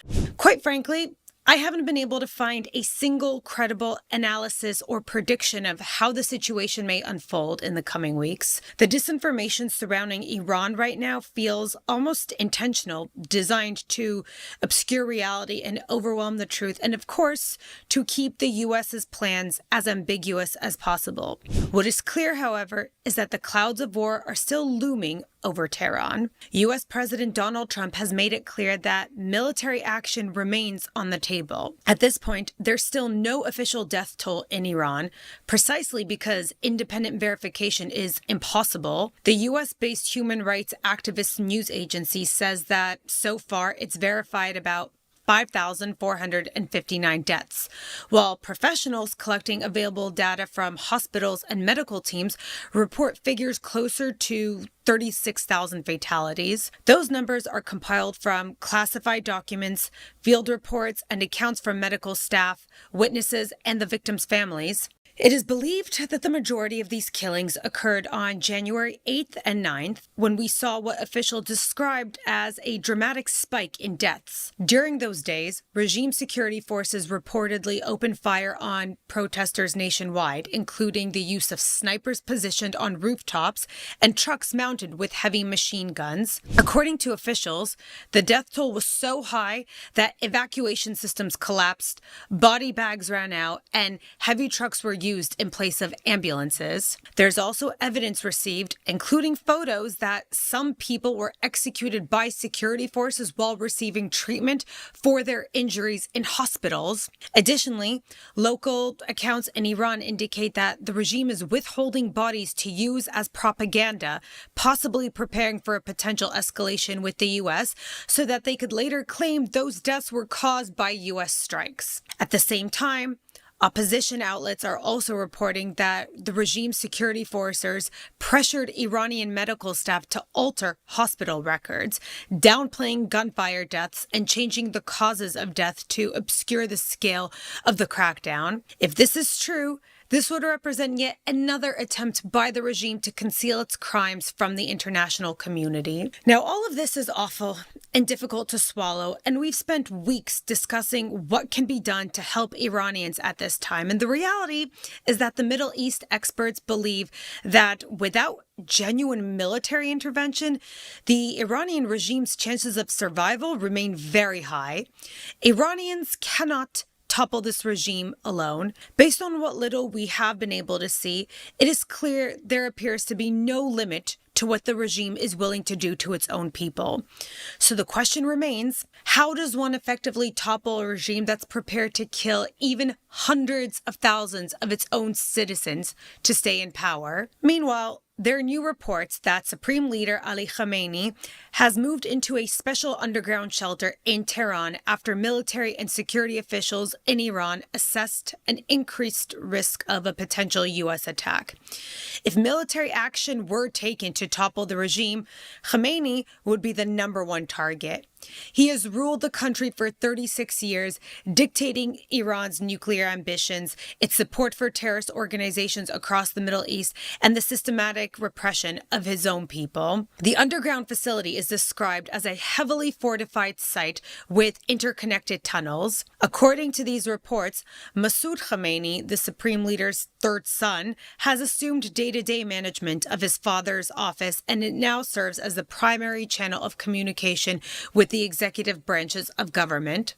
Other potential targets reportedly include senior leaders in the Islamic Revolutionary Guard Corps and the Basij, including Mohammed Pakpour, who is set to be the new commander of the Revolutionary Guard. Despite the fact that the regime pretends to act like a legitimate government, Khamenei effectively rules Iran through appointments, militias, and various bodies. Israel's daily newspaper, Israel Hayom, published a detailed explanation that outlines all of the potential targets that the U.S. could target, and I highly recommend you all read it. They explained that as far back as the previous decade, reports spoke of a secret list of successors, and many Iranian experts believe it is more likely going to be a military figure from the Revolutionary Guard that would rise to power. Alongside Mohammed Pakpour are other senior figures in the Revolutionary Guard and military who are personally loyal to Khomeini and are appointed by the Supreme Leader himself. These include Gholam Ali Rashid, head of the emergency headquarters, appointed after his two predecessors were killed, Army Commander Amir Hatami, who rose through the Basij and was integrated into the military by Khomeini, and Abdul Rahim Mossavi, Chief of Staff of the Army and the Revolutionary Guards. But beyond the government and military echelons, the U.S. could also potentially attack the regime's main instrument of repression, the Basij. For those of you who don't know, the Basij is a regime-organized mass militia made up largely of civilian volunteers that operates under the command of Iranian's Revolutionary Guard. It is locally based in schools, universities, workplaces, and neighborhoods, and is used to monitor society, intimidate dissent, and physically suppress protests, acting as the regime's primary tool for day-to-day control.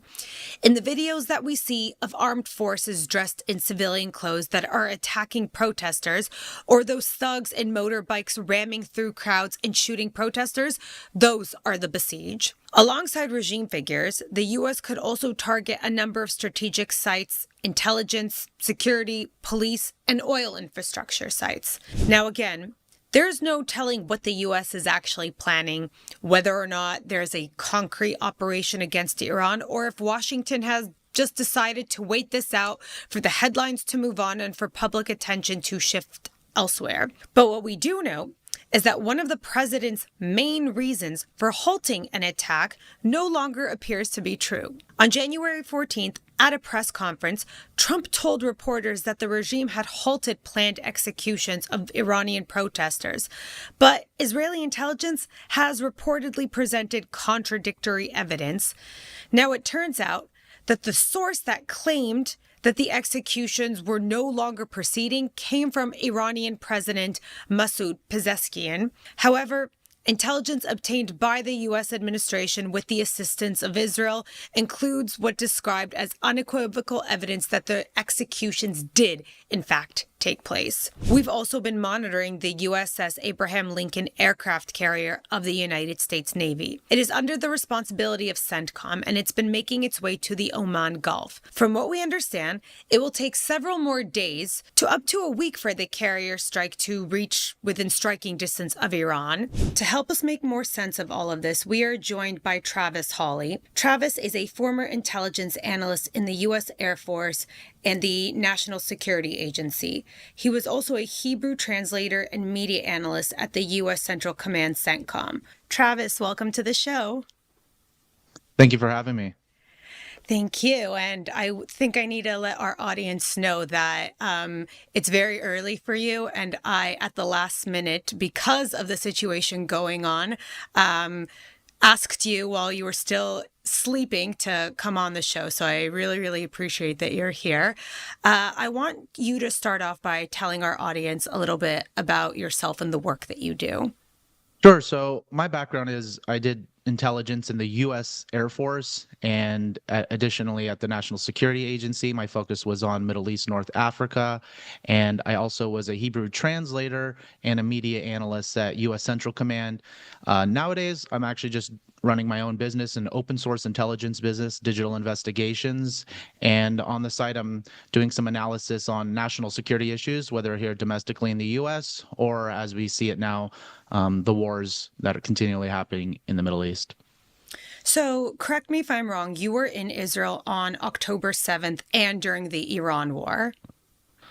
Yeah, people jokingly say that anytime I'm in Israel, there's probably going to be a war happening. So maybe that won't be the case this time, but I had the unfortunate luck of being there both times. That's right.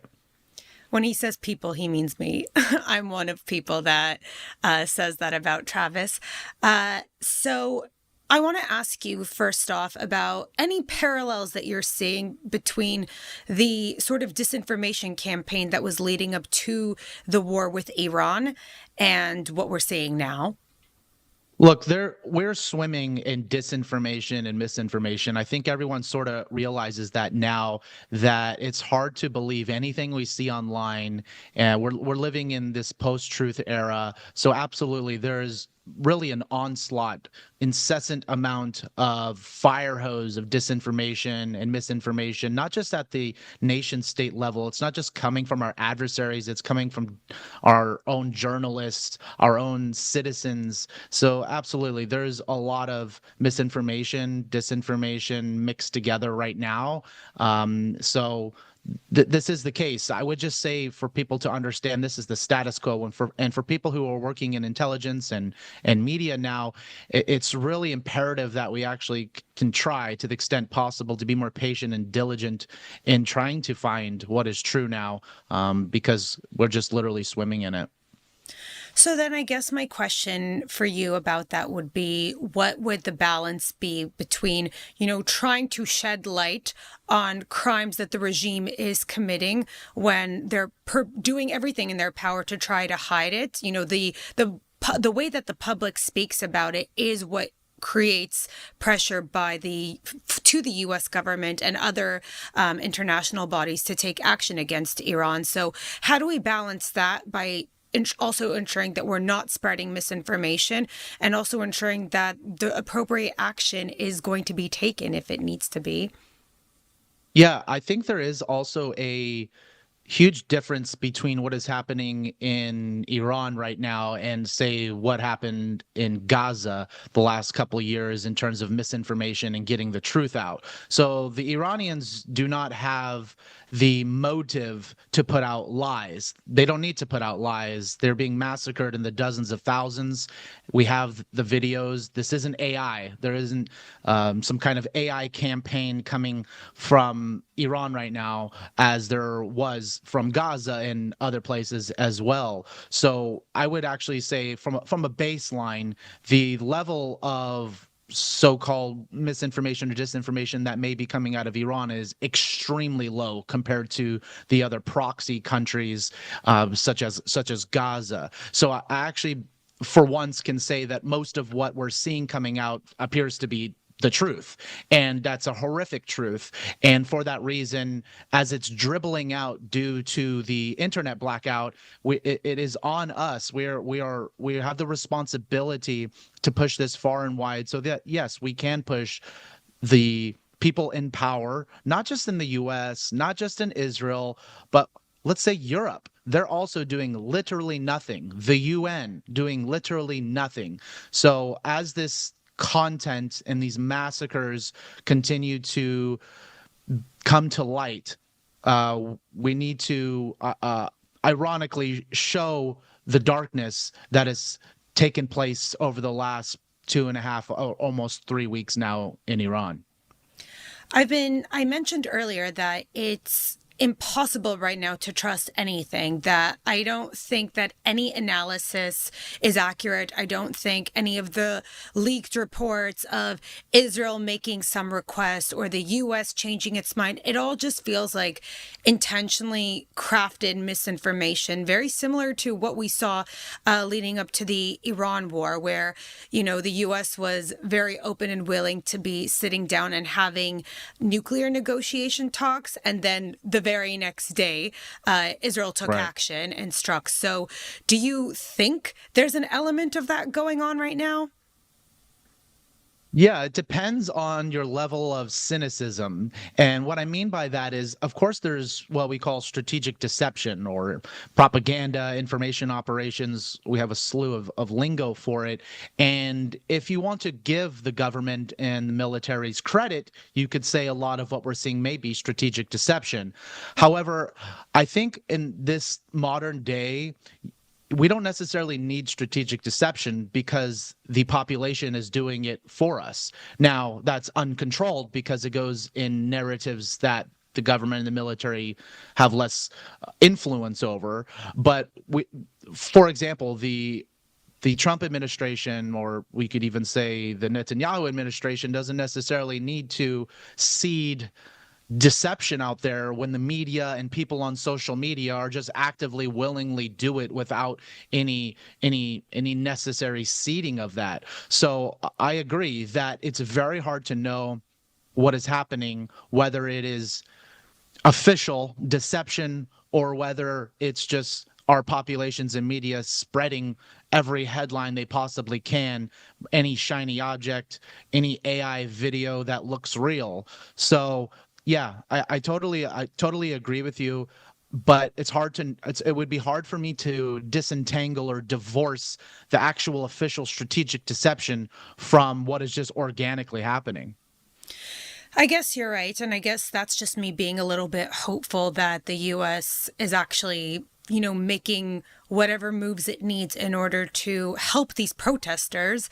And what I want to ask you, as somebody who has a military background and actually understands what it means to be moving all of these assets in the Middle East right now. We talked about a U.S. aircraft carrier that's been making its way to the Oman Gulf, to the Persian Gulf, and I want to ask you about what does this carrier actually represent? What does it mean? What else is being sent? What specifically is being deployed to the region that is essentially, at the very least, telling Iran, telling the regime, watch your back?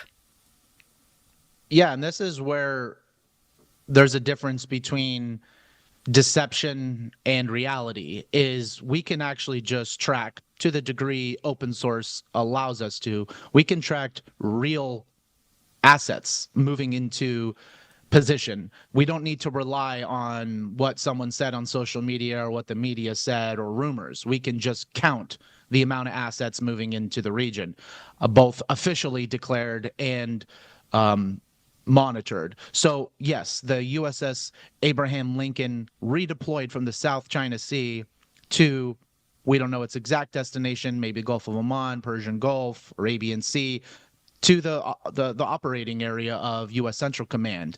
And in this carrier strike group, and of course it includes an aircraft carrier, it's basically a floating airbase. It has 60 to 7 fixed wing F-35s, F-18s, has aircraft that do early warning, radar, electronic warfare, helicopters. It has everything. And this asset is believed to most likely arrived in its operating area more or less as of yesterday. And we assumed that maybe strikes could happen upon its arrival. Of course, there is some credible reports that Steve Witkoff and Jared Kushner and U.S. Central Command commander is in Israel, so that, at least to me, said that we would not attack, even though the USS Abraham Lincoln arrived, if we have that level of senior officials there. But now we also understand that a second carrier strike group, the USS George H.W. Bush, has departed from Norfolk, Virginia, and is believed to be destined for the Eastern Mediterranean, so just off the coast of Israel and Lebanon. Of course, exact location will be classified. So this aircraft carrier and its carrier strike group has similar capabilities as the USS Abraham Lincoln, has the destroyers, which are additional